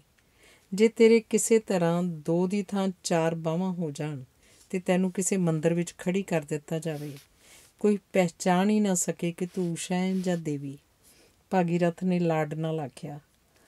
ਭਾਵੇਂ ਬਾਹਾਂ ਚਾਰ ਨਹੀਂ, ਫਿਰ ਵੀ ਮੈਂ ਊਸ਼ਾ ਕਿੱਥੇ ਹਾਂ, ਦੇਵੀ ਤਾਂ ਹਾਂ। ਊਸ਼ਾ ਨੇ ਜਿਵੇਂ ਬੜੀ ਦੂਰੋਂ ਕਿੱਧਰੋਂ ਆਖਿਆ। ਦੇਵੀ ਤਾਂ ਅਸੀਂ ਬਣਾਤੀ, ਨਹੀਂ ਤਾਂ ਮਾਸਟਰ ਮਦਨ ਲਾਲ ਜੀ ਦੀ 10ਵੀਂ ਪੜ੍ਹੀ ਬੇਟੀ ਊਸ਼ਾ ਕਿਸੇ BA ਪੜ੍ਹੇ ਕਲਰਕ ਨਾਲ ਵਿਆਹੀ ਹੋਣੀ ਸੀ। ਕਲਰਕ ਬੰਦੇ ਨਹੀਂ ਹੁੰਦੇ? ਊਸ਼ਾ ਨੇ ਵਿੱਚੋਂ ਵੱਟ ਜਿਹਾ ਖਾ ਕੇ ਉੱਪਰੋਂ ਸਹਿਜ ਆਵਾਜ਼ 'ਚ ਪੁੱਛਿਆ। ਇਹਦਾ ਮਤਲਬ ਹੈ ਤੈਨੂੰ ਮੇਰੇ ਅਤੇ ਕਿਸੇ ਕਲਰਕ 'ਚ ਕੋਈ ਫਰਕ ਨਹੀਂ ਲੱਗਦਾ। ਭਾਗੀਰਥ ਨੇ ਸਵਾਲ ਦਾ ਜਵਾਬ ਸਵਾਲ 'ਚ ਹੀ ਕਰ ਦਿੱਤਾ। ਇੱਕ ਮਾਸਟਰ ਦੀ ਧੀ ਹੋਣ ਕਰਕੇ ਤੈਨੂੰ ਸਵਾਲ ਜਵਾਬ ਕਰਨ ਦੀ ਬੜੀ ਆਦਤ ਹੈ। ਪਲ ਕੁ ਰੁਕ ਕੇ ਭਾਗੀਰਥ ਨੇ ਫੇਰ ਅੱਗੋਂ ਆਖਿਆ। ਵਿਆਹ ਕਿਉਂ ਕੀਤਾ ਸੀ ਫਿਰ ਮਾਸਟਰ ਦੀ ਧੀ ਨਾਲ? ਊਸ਼ਾ ਨੇ ਰੋਸ ਨਾਲ ਆਖਿਆ। ਮੈਂ ਥੋੜ੍ਹੇ ਕੀਤਾ ਸੀ, ਘਰਦਿਆਂ ਨੇ ਕਰ ਦਿੱਤਾ। ਮੈਂ ਤਾਂ ਵਿਆਹ ਕਰਾਉਣ ਲਈ ਹੀ ਤਿਆਰ ਨਹੀਂ ਸੀ, ਆਸ਼ਾ ਨਾਲ ਕਰਵਾਉਣ ਨੂੰ ਤਾਂ ਤਿਆਰ ਸੀਗੀ। ਇਹ ਆਖ ਕੇ ਊਸ਼ਾ ਨੇ ਜਿਵੇਂ ਉਹਦੀ ਦੁੱਖ ਦੀ ਥਾਂ 'ਤੇ ਸੱਟ ਮਾਰੀ। ਔਰਤਾਂ ਸਭ ਇੱਕੋ ਜਿਹੀਆਂ ਹੀ ਹੁੰਦੀਆਂ ਨੇ, ਕਲਹਿਣੀਆਂ। ਇਹ ਆਖ ਉਹ ਬਾਜ਼ਾਰ ਜਾਣ ਦੀ ਥਾਂ ਕੁਰਸੀ ਉੱਤੇ ਬੈਠ ਗਿਆ। ਪਲ ਦੋ ਪਲ ਊਸ਼ਾ ਖੜੀ ਉਡੀਕਦੀ ਰਹੀ ਕਿ ਹੁਣੇ ਉੱਠੇਗਾ ਤੇ ਬਾਜ਼ਾਰ ਜਾਵਾਂਗੇ, ਪਰ ਉਹ ਤੇ ਆਪਣੇ ਬੂਟਾਂ ਦੇ ਤਸਮੇ ਖੋਲ੍ਹਣ ਲੱਗ ਪਿਆ ਸੀ। ਬਾਜ਼ਾਰ ਨਹੀਂ ਚੱਲਣਾ? ਊਸ਼ਾ ਨੇ ਝਕਦੀ ਨੇ ਪੁੱਛਿਆ। ਭਾਗੀਰਥ ਨੇ ਕੋਈ ਉੱਤਰ ਨਹੀਂ ਦਿੱਤਾ। ਊਸ਼ਾ ਨੂੰ ਸਮਝ ਨਹੀਂ ਸੀ ਲੱਗ ਰਹੀ ਇਸ ਸਥਿਤੀ ਵਿੱਚ ਉਹ ਕੀ ਕਰੇ। ਬਾਜ਼ਾਰ ਨਹੀਂ ਚੱਲਣਾ? ਕੁਝ ਪਲ ਰੁਕ ਕੇ ਉਹਨੇ ਫੇਰ ਪੁੱਛਿਆ। ਨਹੀਂ। ਭਾਗੀਰਥ ਨੇ ਬਿਨਾਂ ਉਸ ਵੱਲ ਤੱਕਿਆਂ ਸਵੇਰੇ ਪੜ੍ਹੇ ਅਖਬਾਰ ਦੇ ਹੀ ਵਰਕੇ ਫਰੋਲਦਿਆਂ ਰੁੱਖਾ ਜਿਹਾ ਉੱਤਰ ਦਿੱਤਾ। ਊਸ਼ਾ ਨੇ ਅੰਦਰ ਜਾ ਕੇ ਕੱਪੜੇ ਬਦਲ ਲਏ। ਕੱਪੜੇ ਬਦਲ ਕੇ ਉਹ ਰਸੋਈ ਵਿੱਚ ਚਲੀ ਗਈ। ਸ਼ਿਬੂ ਨੂੰ ਬਾਹਰ ਅੰਡੇ ਤੇ ਡਬਲ ਰੋਟੀ ਲੈਣ ਭੇਜ ਕੇ ਆਪ ਉਹ ਪਟੜੀ 'ਤੇ ਬੈਠ ਕੇ ਮਟਰ ਕੱਢਣ ਲੱਗ ਪਈ। ਸ਼ਿਬੂ, ਸਿਰ ਦੁਖਦੇ ਦੀ ਗੋਲੀ ਵੀ ਲਿਆਈ। ਉਹਨੇ ਸਵੈਟਰ ਪਾ ਕੇ ਹੱਥ 'ਚ ਸਾਈਕਲ ਫੜੀ ਜਾ ਰਹੇ ਸ਼ਿਬੂ ਨੂੰ ਆਵਾਜ਼ ਦੇ ਕੇ ਆਖਿਆ। ਮਟਰ ਕੱਢ ਕੇ ਉਹਨੇ ਆਲੂ ਛਿੱਲੇ, ਲਸਣ ਛਿੱਲਿਆ ਅਤੇ ਪਿਆਜ਼ ਕੱਟੇ। ਪਿਆਜ਼ ਕੱਟਦੀ ਦੇ ਉਹਦੀਆਂ ਅੱਖਾਂ 'ਚ ਪਾਣੀ ਆ ਗਿਆ। ਚੁੰਨੀ ਦੇ ਲੜ ਨਾਲ ਅੱਖਾਂ ਪੂੰਝ ਕੇ ਉਹ ਗੋਡਿਆਂ ਦੁਆਲੇ ਬਾਹਾਂ ਵਲਾ ਕੇ ਉੱਥੇ ਹੀ ਬੈਠੀ ਰਹੀ। ਕਿੰਨੇ ਹੀ ਚਿਰ ਮਗਰੋਂ ਜਦੋਂ ਸ਼ਿਬੂ ਬਾਜ਼ਾਰੋਂ ਆਇਆ ਤਾਂ ਉੱਥੋਂ ਉੱਠ ਕੇ ਅੰਦਰ ਗਈ। ਭਾਗੀਰਥ ਅੰਦਰ ਨਹੀਂ ਸੀ। ਉਹ ਸ਼ਾਇਦ ਇਕੱਲਾ ਹੀ ਬਾਜ਼ਾਰ ਚਲਾ ਗਿਆ ਸੀ। ਰੋਟੀ ਤਿਆਰ ਕਰਕੇ ਉਹ ਤੇ ਸ਼ਿਬੂ ਭਾਗੀਰਥ ਨੂੰ ਉਡੀਕਦੇ ਰਹੇ। 10 ਵਜੇ ਤੋਂ ਮਗਰੋਂ ਭਾਗੀਰਥ ਪਰਤਿਆ। ਉਹਦੇ ਹੱਥ 'ਚ ਕੋਈ ਚੀਜ਼ ਨਹੀਂ ਸੀ। ਇਹਦਾ ਮਤਲਬ ਸੀ ਉਹ ਬਾਜ਼ਾਰ ਨਹੀਂ ਸੀ ਗਿਆ। ਉਹਨੇ ਕੋਟ ਪੈਂਟ ਉਤਾਰ ਕੇ ਕੁਰਸੀ ਦੀ ਬੈਕ ਉੱਤੇ ਸੁੱਟ ਦਿੱਤੇ ਅਤੇ ਨਾਈਟ ਸੂਟ ਪਾ ਕੇ ਬਿਸਤਰੇ 'ਚ ਵੜ ਗਿਆ। ਕੰਬਲ ਨਾਲ ਮੂੰਹ ਸਿਰ ਢੱਕ ਕੇ ਗੋਡੇ ਖੜ੍ਹੇ ਕਰਕੇ ਪੈ ਗਿਆ। ਸਭ ਖਾਣਾ ਲਾਉਂ? ਸ਼ਿਬੂ ਨੇ ਪੁੱਛਿਆ। ਨਹੀਂ, ਉਹਨੇ ਸੰਖੇਪ ਜਿਹਾ ਉੱਤਰ ਦਿੱਤਾ। ਊਸ਼ਾ ਕੁਰਸੀ ਦੀ ਬੈਕ ਤੋਂ ਚੁੱਕ ਕੇ ਜਦੋਂ ਉਹਦਾ ਕੋਟ ਹੈਂਗਰ ਉੱਪਰ ਟੰਗਣ ਲੱਗੀ ਤਾਂ ਉਹਨੇ ਵੇਖਿਆ ਉਹਦੇ ਕੋਟ ਦੇ ਕਾਲਰ ਉੱਪਰ ਨਿੱਕੀ ਜਿਹੀ ਗੁਲਾਬ ਦੀ ਡੋਡੀ ਲੱਗੀ ਹੋਈ ਸੀ। ਊਸ਼ਾ ਨੂੰ ਪਤਾ ਸੀ ਇਹ ਡੋਡੀ ਉਹਨਾਂ ਦੇ ਆਪਣੇ ਘਰ ਦੇ ਕਿਸੇ ਬੂਟੇ ਦੀ ਨਹੀਂ ਸੀ। ਆਪਣੇ ਘਰ ਦੇ ਸਭ ਫੁੱਲਾਂ ਬੂਟਿਆਂ ਨੂੰ ਤਾਂ ਉਹ ਜਿਵੇਂ ਜਾਣਦੀ ਸੀ। ਉਸ ਡੋਡੀ ਨੂੰ ਹੱਥ ਨਾਲ ਛੂਹਣ ਲੱਗੀ ਸੀ, ਪਰ ਝੱਕ ਗਈ। ਉਹ ਡੋਡੀ ਜਿਵੇਂ ਉਸ ਵੱਲ ਤੱਕ ਰਹੀ ਸੀ, ਤੱਕ ਹੀ ਨਹੀਂ, ਜਿਵੇਂ ਉਸ ਵੱਲ ਤੱਕ ਕੇ ਹੱਸ ਵੀ ਰਹੀ ਸੀ। ਹਮੇਸ਼ਾ ਵਾਂਗ ਰੁਮਾਲ ਕੱਢ ਕੇ ਧੋਣ ਲਈ ਲੈ ਕੇ ਜਾਣ ਲਈ ਜਦੋਂ ਊਸ਼ਾ ਨੇ ਜੇਬ 'ਚ ਹੱਥ ਪਾਇਆ ਤਾਂ ਉਸ ਵਿੱਚ ਸਿਨੇਮਾ ਦੀਆਂ ਪਾਟੀਆਂ ਅੱਧੀਆਂ 2 ਟਿਕਟਾਂ ਸਨ। ਊਸ਼ਾ ਨੇ ਉਹ ਟਿਕਟਾਂ ਉੱਥੇ ਹੀ ਰੱਖ ਦਿੱਤੀਆਂ ਅਤੇ ਕੋਟ ਪੈਂਟ ਹੈਂਗਰ ਉੱਪਰ ਟੰਗ ਕੇ ਅਲਮਾਰੀ 'ਚ ਟੰਗਣ ਜਾ ਰਹੀ ਸੀ ਜਦੋਂ ਭਾਗੀਰਥ ਨੇ ਮੂੰਹ ਤੋਂ ਕੰਬਲ ਲਾਇਆ ਅਤੇ ਖਿੱਝ ਕੇ ਬੋਲਿਆ, ਛੱਡ ਦੇ, ਕੱਪੜੇ ਰਹਿਣ ਦੇ, ਮੈਨੂੰ ਸੌਣ ਦੇ, ਲਾਈਟ ਬੰਦ ਕਰ ਜਾ। ਹੈਂਗਰ ਅਲਮਾਰੀ ਵਿੱਚ ਟੰਗ ਕੇ ਅਲਮਾਰੀ ਬੰਦ ਕਰਕੇ ਉਹ ਇੱਕ ਵਾਰੀ ਭਾਗੀਰਥ ਵੱਲ ਝਾਕੀ ਅਤੇ ਫਿਰ ਲਾਈਟ ਬੁਝਾ ਕੇ ਬਾਹਰ ਭੇੜ ਕੇ ਦੂਜੇ ਕਮਰੇ 'ਚ ਚਲੀ ਗਈ। ਵਕਤ ਦੇਖਿਆ 11:15 ਵੱਜ ਰਹੇ ਸਨ। ਇਹਦਾ ਮਤਲਬ ਹੈ 6 ਤੋਂ 9 ਵਾਲੀ ਇਹਨਾਂ ਫਿਲਮ ਦੇਖੀ ਅਤੇ 9 ਤੋਂ ਮਗਰੋਂ ਕਿਧਰੇ ਬੈਠ ਕੇ ਰੋਟੀ ਖਾਧੀ ਕਿਸੇ ਦੋਸਤ ਨਾਲ। ਊਸ਼ਾ ਨੇ ਜਿਵੇਂ ਆਪਣੇ ਆਪ ਨੂੰ ਦੱਸਿਆ ਅਤੇ ਉਹ ਫੁੱਲ ਦੀ ਡੋਡੀ, ਉਹ ਜਿਵੇਂ ਫਿਰ ਆਪਣੇ ਆਪ ਕੋਲੋਂ ਪੁੱਛ ਰਹੀ ਸੀ। ਮੇਮ ਸਾਹਬ, ਆਪਕੇ लिए ਖਾਣਾ ਲਗਾ ਦੂੰ? ਸ਼ਿਬੂ ਪੁੱਛ ਰਿਹਾ ਸੀ। ਨਹੀਂ, ਤੂੰ ਖਾ ਲੈ ਅਤੇ ਬਰਤਨ ਮਾਂਜਦਾ ਖੜਾਕ ਨਾ ਕਰੀ, ਸਭ ਸੌਂ ਗਏ ਨੇ।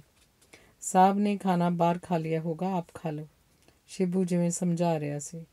ਮੈਨੂੰ ਭੁੱਖ ਨਹੀਂ, ਦੁੱਧ ਦੇ ਜਾਊਂ? ਹਾਂ ਰੱਖ ਜਾ, ਉਹਨੇ ਸ਼ਿਬੂ ਨੂੰ ਜਿਵੇਂ ਟਾਲਣ ਲਈ ਹੀ ਆਖਿਆ। ਸ਼ਿਬੂ ਜਦੋਂ ਦੁੱਧ ਦਾ ਗਲਾਸ ਕੌਲੀ ਨਾਲ ਢੱਕ ਕੇ ਰੱਖ ਗਿਆ ਤਾਂ ਮਲਕ ਦੇ ਕੇ ਬਾਹਰ ਖੋਲ੍ਹ ਕੇ ਭਾਗੀਰਥ ਦੇ ਕੋਲ ਮੇਜ਼ ਉੱਪਰ ਰੱਖ ਆਈ ਕਿ ਜੀ ਕੀਤਾ ਤਾਂ ਰਾਤ ਨੂੰ ਉੱਠ ਕੇ ਪੀ ਲੈਣਗੇ। ਬਾਹਰ ਉਸੇ ਤਰ੍ਹਾਂ ਭੇੜ ਕੇ ਆਪਣੇ ਕਮਰੇ 'ਚ ਬਿਸਤਰੇ 'ਤੇ ਆ ਕੇ ਬੈਠ ਗਈ। ਉਹਨੂੰ 2-3 ਛਿੱਕਾਂ ਆਈਆਂ। ਉਹ ਘਬਰਾ ਕੇ ਭਾਗੀਰਥ ਵਾਲੇ ਕਮਰੇ ਦੇ ਦਰਵਾਜ਼ੇ ਵੱਲ ਝਾਕੀ। ਫਿਰ ਉਹਨੂੰ ਯਾਦ ਆਇਆ ਅੱਜ ਆਥਣ ਦਾ ਉਹਨੇ ਸ਼ਾਲ ਹੀ ਨਹੀਂ ਸੀ ਲਿਆ। ਉੱਠ ਕੇ ਸ਼ਾਲ ਉੱਪਰ ਲੈ ਕੇ ਰਜਾਈ 'ਚ ਬੈਠ ਗਈ। ਅਜੇ ਨੀਂਦ ਉਹਨੂੰ ਨਹੀਂ ਸੀ ਆ ਰਹੀ। ਉਹ ਗੀਤਾ ਦਾ ਪਾਠ ਕਰਨ ਲੱਗ ਪਈ। ਸੰਸਕ੍ਰਿਤ ਦੇ ਸ਼ਲੋਕਾਂ ਦੇ ਅਰਥ ਅੱਜ ਉਹਨੂੰ ਬੜੀ ਹੋਰ ਤਰ੍ਹਾਂ ਸਮਝ ਆ ਰਹੇ ਸਨ, ਜਿਵੇਂ ਕਿ ਪਹਿਲਾਂ ਕਦੀ ਨਹੀਂ ਸੀ ਆਏ। ਇਹ ਸੰਸਾਰ, ਇਹ ਰਿਸ਼ਤੇ, ਇਹ ਕੰਮ, ਇਹ ਬੰਦੇ, ਜ਼ਿੰਦਗੀ, ਮੌਤ, ਸਭ ਕੁਝ ਹੀ ਜਿਵੇਂ ਕਈ ਰੰਗਾਂ ਵਾਲੇ ਬਣ ਕੇ ਉਹਦੇ ਸਾਹਮਣੇ ਦੀ ਗੁਜ਼ਰ ਰਹੇ ਸਨ। ਉਹ ਇੱਕ ਥਾਂ ਖੜੀ ਇਹ ਸਭ ਕੁਝ ਦੇਖ ਵੀ ਰਹੀ ਸੀ ਅਤੇ ਉਹਨਾਂ ਨਾਲ ਜਿਵੇਂ ਗੁਜ਼ਰੀ ਵੀ ਜਾ ਰਹੀ ਸੀ। ਫਿਰ ਗੀਤਾ ਤੋਂ ਨਜ਼ਰ ਹਟਾ ਕੇ ਉਹ ਸਾਹਮਣੀ ਕੰਧ ਵੱਲ ਤੱਕਣ ਲੱਗ ਪਈ ਅਤੇ ਫਿਰ ਪਤਾ ਨਹੀਂ ਕਦੋਂ ਉਹਨੇ ਤੇ ਖਾਲੀ ਕੰਧ ਨੇ ਆਪਸ ਵਿੱਚ ਥਾਵਾਂ ਬਦਲ ਲਈਆਂ। ਉਹਨੂੰ ਫਿਰ 2 ਛਿੱਕਾਂ ਆਈਆਂ। ਮਾਂ ਦਾ ਖਿਆਲ ਆਇਆ ਅਤੇ ਇਹ ਖਿਆਲ ਜਿਵੇਂ ਉਂਗਲੀ ਲਾ ਕੇ ਮੁੜ ਉਹਨੂੰ ਉਹਦੇ ਘਰ ਛੱਡ ਗਿਆ। ਯਾਦ ਆਇਆ ਮਾਂ ਉਹਦਾ ਨਾਮ ਸੀਤਾ ਰੱਖਣਾ ਚਾਹੁੰਦੀ ਸੀ, ਪਰ ਪਾਪਾ ਨਹੀਂ ਸਰ ਮੰਨੇ। ਇਸ ਘੜੀ ਉਹਨੂੰ ਲੱਗਿਆ ਬਨਵਾਸ ਵਿੱਚੋਂ ਰਾਮ ਘਰ ਨੂੰ ਪਰਤ ਗਏ ਨੇ ਅਤੇ ਉਹਨੂੰ ਜੰਗਲਾਂ ਵਿੱਚ ਹੀ ਛੱਡ ਗਏ ਨੇ। ਲਵ ਕੁਸ਼ ਕਿੱਥੇ ਨੇ? ਉਹਨੂੰ ਜਿਵੇਂ ਕਿਸੇ ਨੇ ਪੁੱਛਿਆ, ਪਰ ਆਪ ਹੀ ਯਾਦ ਆਇਆ ਕਿ ਅੱਜ ਕਿਧਰੇ ਕੋਈ ਰਿਸ਼ੀ ਨਹੀਂ ਜਿਹਨੂੰ ਉਹ ਆਪਣੇ ਕਿਸੇ ਬੱਚੇ ਨੂੰ ਸੰਭਾਲ ਆਉਂਦੀ ਅਤੇ ਫਿਰ ਜਾ ਕੇ ਵਾਪਸ ਮੰਗ ਲੈਂਦੀ। ਆਪਣੇ ਬੱਚੇ ਤਾਂ ਉਹਨੇ ਰਿੜਕ ਕੇ ਡੋਲ ਦਿੱਤੇ ਨੇ, ਹੁਣ ਉਹਨਾਂ ਨੂੰ ਨਹੀਂ ਟੋਲਿਆ ਜਾ ਸਕਦਾ। ਉਹਨੂੰ ਆਪਣੇ ਆਪ 'ਤੇ ਗੁੱਸਾ ਆਇਆ। ਲੱਗਿਆ ਉਹਦਾ ਕੋਈ ਲਵ ਕੁਸ਼ ਹੁੰਦਾ, ਉਹ ਰਹਿੰਦੇ ਦਿਨ ਜੰਗਲ ਵਿੱਚ ਹੀ ਕੱਟ ਲੈਂਦੀ। ਅਚਾਨਕ ਭਾਗੀਰਥ ਨੇ ਦੋਵਾਂ ਕਮਰਿਆਂ ਵਿਚਲਾ ਦਰਵਾਜ਼ਾ ਖੋਲ੍ਹਿਆ। ਪਲ ਦੇ ਪਲ ਊਸ਼ਾ ਭਾਗੀਰਥ ਨੂੰ ਜਿਵੇਂ ਸਿਆਣ ਨਾ ਸਕੀ ਅਤੇ ਖਾਲੀ ਨਜ਼ਰਾਂ ਨਾਲ ਉਸ ਵੱਲ ਤੱਕਦੀ ਰਹੀ। ਛਿੱਕਾਂ ਕਿਉਂ ਆ ਰਹੀਆਂ ਨੇ? ਭਾਗੀਰਥ ਨੇ ਉਹਦੇ ਕੋਲ ਬੈਠਦਿਆਂ ਪੁੱਛਿਆ। ਊਸ਼ਾ ਨੇ ਕੋਈ ਉੱਤਰ ਨਹੀਂ ਦਿੱਤਾ। ਭੋਰਾ ਕੋ ਵਿਸਕੀ ਦਿਆਂ? ਸ਼ਾਇਦ ਠੰਡ ਲੱਗ ਰਹੀ ਹੈ, ਭਾਗੀਰਥ ਨੇ ਪੁੱਛਿਆ। ਨਹੀਂ, ਊਸ਼ਾ ਨੇ ਸਿਰ ਫੇਰਿਆ। ਕਿਉਂ? ਜੀ ਨਹੀਂ ਕਰਦਾ। ਕਲੱਬ 'ਚ ਜਾ ਕੇ ਦੇਖ, ਬੜੇ ਅਫਸਰਾਂ ਦੀਆਂ ਘਰਵਾਲੀਆਂ ਸਭ ਪੀਂਦੀਆਂ ਨੇ। ਊਸ਼ਾ ਨੇ ਕੋਈ ਜਵਾਬ ਨਹੀਂ ਦਿੱਤਾ। ਜਦੋਂ ਥੋੜ੍ਹੀ ਜਿਹੀ ਚੜ੍ਹ ਜਾਵੇ ਫਿਰ ਔਰਤ ਦੇ ਅਸਲੀ ਰੂਪ ਦਾ ਪਤਾ ਲੱਗਦਾ ਹੈ। ਸੋਫੀ ਤਾਂ ਉਹ ਢੋਂਗ ਹੀ ਕਰਦੀਆਂ ਰਹਿੰਦੀਆਂ ਨੇ, ਸ਼ਰੀਫ ਹੋਣ ਦੇ, ਸਾਊ ਹੋਣ ਦੇ। ਭਾਗੀਰਥ ਨੇ ਸਿੱਧਾ ਉਹਦੀਆਂ ਅੱਖਾਂ 'ਚ ਝਾਕ ਕੇ ਆਖਿਆ। ਆਸ਼ਾ ਪੀ ਲੈਂਦੀ ਸੀ? ਊਸ਼ਾ ਨੇ ਪਤਾ ਨਹੀਂ ਕਿਉਂ ਪੁੱਛਿਆ। ਘੜੀ ਮੁੜੀ ਤੂੰ ਆਸ਼ਾ ਦਾ ਜ਼ਿਕਰ ਕਿਉਂ ਲੈ ਬੈਠਦੀ ਹੈ? ਤੇਰਾ ਖਿਆਲ ਹੈ ਅਜੇ ਵੀ ਉਹ ਮੇਰੇ ਲਈ ਕੋਈ ਮਾਇਨੇ ਰੱਖਦੀ ਹੈ? ਅੱਜ ਆਸ਼ਾ ਵਰਗੀਆਂ ਆਥਣ ਨੂੰ ਮੈਂ 20 ਇਕੱਠੀਆਂ ਕਰ ਸਕਦਾ। ਔਰਤਾਂ ਦਾ ਕੀ ਹੁੰਦਾ? ਮਾੜੀ ਜਿਹੀ ਤਾਰੀਫ ਕਰ ਦਿਓ, ਮਾੜੀ ਜਿਹੀ ਕੋਈ ਚੀਜ਼ ਲੈ ਦਿਓ, ਜੋ ਮਰਜ਼ੀ ਕਰਾ ਲਓ। ਭਾਗੀਰਥ ਨੇ ਜਿਵੇਂ ਵਿਅੰਗ ਨਾਲ ਆਖਿਆ। ਸਾਰੀਆਂ ਔਰਤਾਂ ਇੱਕੋ ਜਿਹੀਆਂ ਨਹੀਂ ਹੁੰਦੀਆਂ। ਊਸ਼ਾ ਨੇ ਆਪ ਉਹਨਾਂ ਔਰਤਾਂ ਨਾਲੋਂ ਜਿਵੇਂ ਵੱਖ ਹੁੰਦਿਆਂ ਆਖਿਆ। ਨਹੀਂ, ਸਾਰੀਆਂ ਔਰਤਾਂ ਇੱਕੋ ਜਿਹੀਆਂ ਹੀ ਹੁੰਦੀਆਂ ਨੇ। ਗੱਲ ਸਿਰਫ ਮੌਕਾ ਮਿਲਣ ਤੇ ਨਾ ਮਿਲਣ ਦੀ ਹੁੰਦੀ ਹੈ। ਤੂੰ ਮੈਨੂੰ ਕੋਈ ਵੀ ਔਰਤ ਦੱਸ। ਸੁਸ਼ੀਲ ਦੇਖੋ ਨਾ ਕਿੰਨੀ ਚੰਗੀ ਹੈ। ਊਸ਼ਾ ਨੇ ਆਪਣੇ ਗੁਆਂਢੀ ਅਫਸਰ ਦੀ ਪਤਨੀ ਦਾ ਜ਼ਿਕਰ ਕੀਤਾ, ਜਿਨ੍ਹਾਂ ਦੀ ਲਵ ਮੈਰਿਜ ਹੋਈ ਸੀ, 2 ਬੱਚੇ ਸਨ ਤੇ ਪਤੀ ਪਤਨੀ ਇੱਕ ਦੂਜੇ 'ਤੇ ਜਾਨ ਦਿੰਦੇ ਸਨ। ਸੁਸ਼ੀਲ, ਭਾਗੀਰਥ ਉੱਚੀ ਉੱਚੀ ਹੱਸਿਆ। ਜਦੋਂ ਸਾਡੇ ਘਰ ਆਉਂਦੀ ਹੈ ਤੇਰਾ ਖਿਆਲ ਉਹ ਤੈਨੂੰ ਮਿਲਣ ਆਉਂਦੀ ਹੈ? ਮੈਂ ਤਾਂ ਔਰਤ ਨੂੰ ਇੱਕੋ ਵਾਰੀ ਦੇਖ ਕੇ ਉਹਦੀ ਅੱਖ ਪਹਿਚਾਣ ਜਾਣਾ। ਉਦੋਂ ਵੀ 2-3 ਵਾਰੀ ਆਈ ਸੀ ਜਦੋਂ ਤੂੰ ਆਪਣੇ ਪਿੰਡ ਗਈ ਹੋਈ ਸੀ। ਭਾਗੀਰਥ ਨੇ ਆਖਿਆ। ਤੁਸੀਂ ਮੈਨੂੰ ਦੱਸਿਆ ਤਾਂ ਨਹੀਂ ਸੀ ਤੇ ਨਾ ਹੀ ਸ਼ਿਬੂ ਨੇ ਦੱਸਿਆ, ਊਸ਼ਾ ਨੇ ਹੈਰਾਨ ਹੋ ਕੇ ਪੁੱਛਿਆ। ਸ਼ਿਬੂ ਇਹ ਤੋਂ ਪਹਿਲਾਂ ਵੀ ਕਈ ਘਰਾਂ 'ਚ ਨੌਕਰੀ ਕਰ ਚੁੱਕਿਆ, ਉਹਨੂੰ ਪਤਾ ਕਿਹੜੀ ਗੱਲ ਦੱਸਣੀ ਹੁੰਦੀ ਹੈ ਤੇ ਕਿਹੜੀ ਨਹੀਂ। ਤੁਸੀਂ ਕਿਉਂ ਨਾ ਦੱਸਿਆ? ਮੈਨੂੰ ਇਹ ਕੋਈ ਖਾਸ ਵੱਡੀ ਗੱਲ ਨਹੀਂ ਸੀ ਲੱਗੀ ਤੇ ਨਾਲੇ ਤੈਨੂੰ ਦੱਸਣਾ ਕਾਹਦੇ ਲਈ ਸੀ? ਉਹਦਾ ਜੀਅ ਕੀਤਾ ਆ ਗਈ, ਭਾਗੀਰਥ ਨੇ ਹੱਸ ਕੇ ਆਖਿਆ। ਤੁਹਾਨੂੰ ਇਹਨਾਂ ਗੱਲਾਂ ਨਾਲ ਕੋਈ ਫਰਕ ਨਹੀਂ ਪੈਂਦਾ? ਊਸ਼ਾ ਨੇ ਜਿਵੇਂ ਤੱਪ ਕੇ ਪੁੱਛਿਆ। ਕੀ ਫਰਕ ਪੈਂਦਾ? ਜਵਾਬ ਦੀ ਥਾਂ ਭਾਗੀਰਥ ਨੇ ਉਲਟਾ ਸਵਾਲ ਕੀਤਾ। ਅੱਛਾ ਸੌਂ ਜਾਓ ਜਾ ਕੇ। ਊਸ਼ਾ ਨੇ ਖਿਝ ਕੇ ਇਉਂ ਆਖਿਆ ਜਿਵੇਂ ਇਸ ਤੋਂ ਵੱਧ ਕੁਝ ਸੁਣਨ ਦੀ ਤੇ ਜਾਣਨ ਦੀ ਉਸ 'ਚ ਸਮਰੱਥਾ ਨਾ ਰਹੀ ਹੋਵੇ। ਮੈਂ ਕਈ ਦਿਨਾਂ ਤੋਂ ਨੋਟ ਕਰ ਰਿਹਾ ਤੂੰ ਕੁਝ ਜ਼ਿਆਦਾ ਹੀ ਆਪ ਹੁਦਰੀ ਹੁੰਦੀ ਜਾ ਰਹੀ ਹੈ। ਮਤਲਬ ਕੀ ਹੈ ਤੇਰਾ? ਇਸ ਲਈ ਕਿ ਮੈਂ ਤੇਰੇ ਛਿੱਤਰ ਨਹੀਂ ਲਾਉਂਦਾ ਤੇ ਜਨਾਨੀਆਂ ਛਿੱਤਰਾਂ ਬਿਨਾਂ ਠੀਕ ਨਹੀਂ ਰਹਿੰਦੀਆਂ? ਭਾਗੀਰਥ ਨੇ ਕੌੜ ਹੋ ਕੇ ਆਖਿਆ। ਊਸ਼ਾ ਦਾ ਜਿਵੇਂ ਤਰਾਹ ਨਿਕਲ ਗਿਆ। ਉਹਨੂੰ ਮਾਰੇਗਾ, ਇਹ ਸੋਚ ਜਿਵੇਂ ਅੱਗ ਦਾ ਭਭੂਕਾ ਬਣ ਕੇ ਉਹਦੇ ਸਾਰੇ ਜਿਸਮ 'ਚੋਂ ਲੰਘ ਗਈ ਤੇ ਫਿਰ ਉਹਦਾ ਜੀਅ ਕੀਤਾ ਆਪਣੇ ਕੱਪੜਿਆਂ ਉੱਪਰ ਮਿੱਟੀ ਦਾ ਤੇਲ ਪਾ ਕੇ ਅੱਗ ਲਾ ਲਵੇ ਤੇ ਉਹ ਮੱਚਦੀਆਂ ਅੱਖਾਂ ਨਾਲ ਭਾਗੀਰਥ ਵੱਲ ਝਾਕੀ। ਉਹਦੀ ਸੋਚ ਜਿਵੇਂ ਭਾਗੀਰਥ ਤੱਕ ਵੀ ਪਹੁੰਚ ਗਈ। ਬੋਲਿਆ, ਕਿਸੇ ਚੰਗੇ ਘਰ ਦੀ ਚੰਗੀ ਪੜ੍ਹੀ ਲਿਖੀ ਔਰਤ ਹੁੰਦੀ ਤਾਂ ਤੈਨੂੰ ਪਤਾ ਹੁੰਦਾ ਕਿ ਕਿਸੇ ਚੰਗੇ ਘਰ ਦੀ ਚੰਗੀ ਪੜ੍ਹੀ ਲਿਖੀ ਨਾਲ ਵਿਆਹ ਕਰਨਾ ਸੀ। ਫਿਰ ਊਸ਼ਾ ਨੇ ਗੱਲ ਟੋਕ ਕੇ ਹਰਕ ਕੇ ਆਖਿਆ। ਮੈਂ ਪੁੱਛਦਾ ਤੇਰਾ ਦਿਮਾਗ ਤਾਂ ਠੀਕ ਹੈ? ਜੋ ਜੀਅ ਕਰਦਾ ਬਕਵਾਸ ਕਰੀ ਜਾਂਦੀ ਹੈ। ਤੇਰੇ ਕਲੇਸ਼ ਨੇ ਮੈਨੂੰ ਮੁੜ ਕੇ ਬਿਮਾਰ ਕਰ ਦੇਣਾ, ਮੇਰੀ ਜਾਨ ਲੈ ਲੈਣੀ ਹੈ। ਸਾਲੀ ਜਾਹਲ, ਅਨਪੜ੍ਹ, ਆਖਦਾ ਭਾਗੀਰਥ ਉਹਦੇ ਮੰਜੇ ਤੋਂ ਉੱਠ ਖੜਾ ਹੋਇਆ। ਵਿਚਕਾਰਲਾ ਦਰਵਾਜ਼ਾ ਠਾਹ ਦੇ ਕੇ ਬੰਦ ਕਰਕੇ ਉਹ ਆਪਣੇ ਕਮਰੇ 'ਚ ਚਲਾ ਗਿਆ। ਊਸ਼ਾ ਕਿੰਨਾ ਚਿਰ ਗੋਡਿਆਂ ਦੁਆਲੇ ਬਾਹਾਂ ਬੁਲਾ ਕੇ ਸਿਰ ਸੁੱਟੀ ਚੁੱਪਚਾਪ ਰੋਂਦੀ ਰਹੀ। ਫਿਰ ਉਹਦਾ ਅੰਤਾਂ ਦਾ ਸਿਰ ਦੁਖਣ ਲੱਗ ਪਿਆ। ਕਿੰਨੇ ਚਿਰ ਮਗਰੋਂ ਉੱਠ ਕੇ ਰਸੋਈ 'ਚ ਗਈ, ਚਾਹ ਬਣਾਈ ਤੇ ਚਾਹ ਨਾਲ ਗੋਲੀ ਲੈਣ ਹੀ ਲੱਗੀ ਸੀ ਜਦੋਂ ਭਾਗੀਰਥ ਨੂੰ ਰਸੋਈ ਦੇ ਦਰਵਾਜ਼ੇ 'ਚ ਖੜਾ ਦੇਖਿਆ।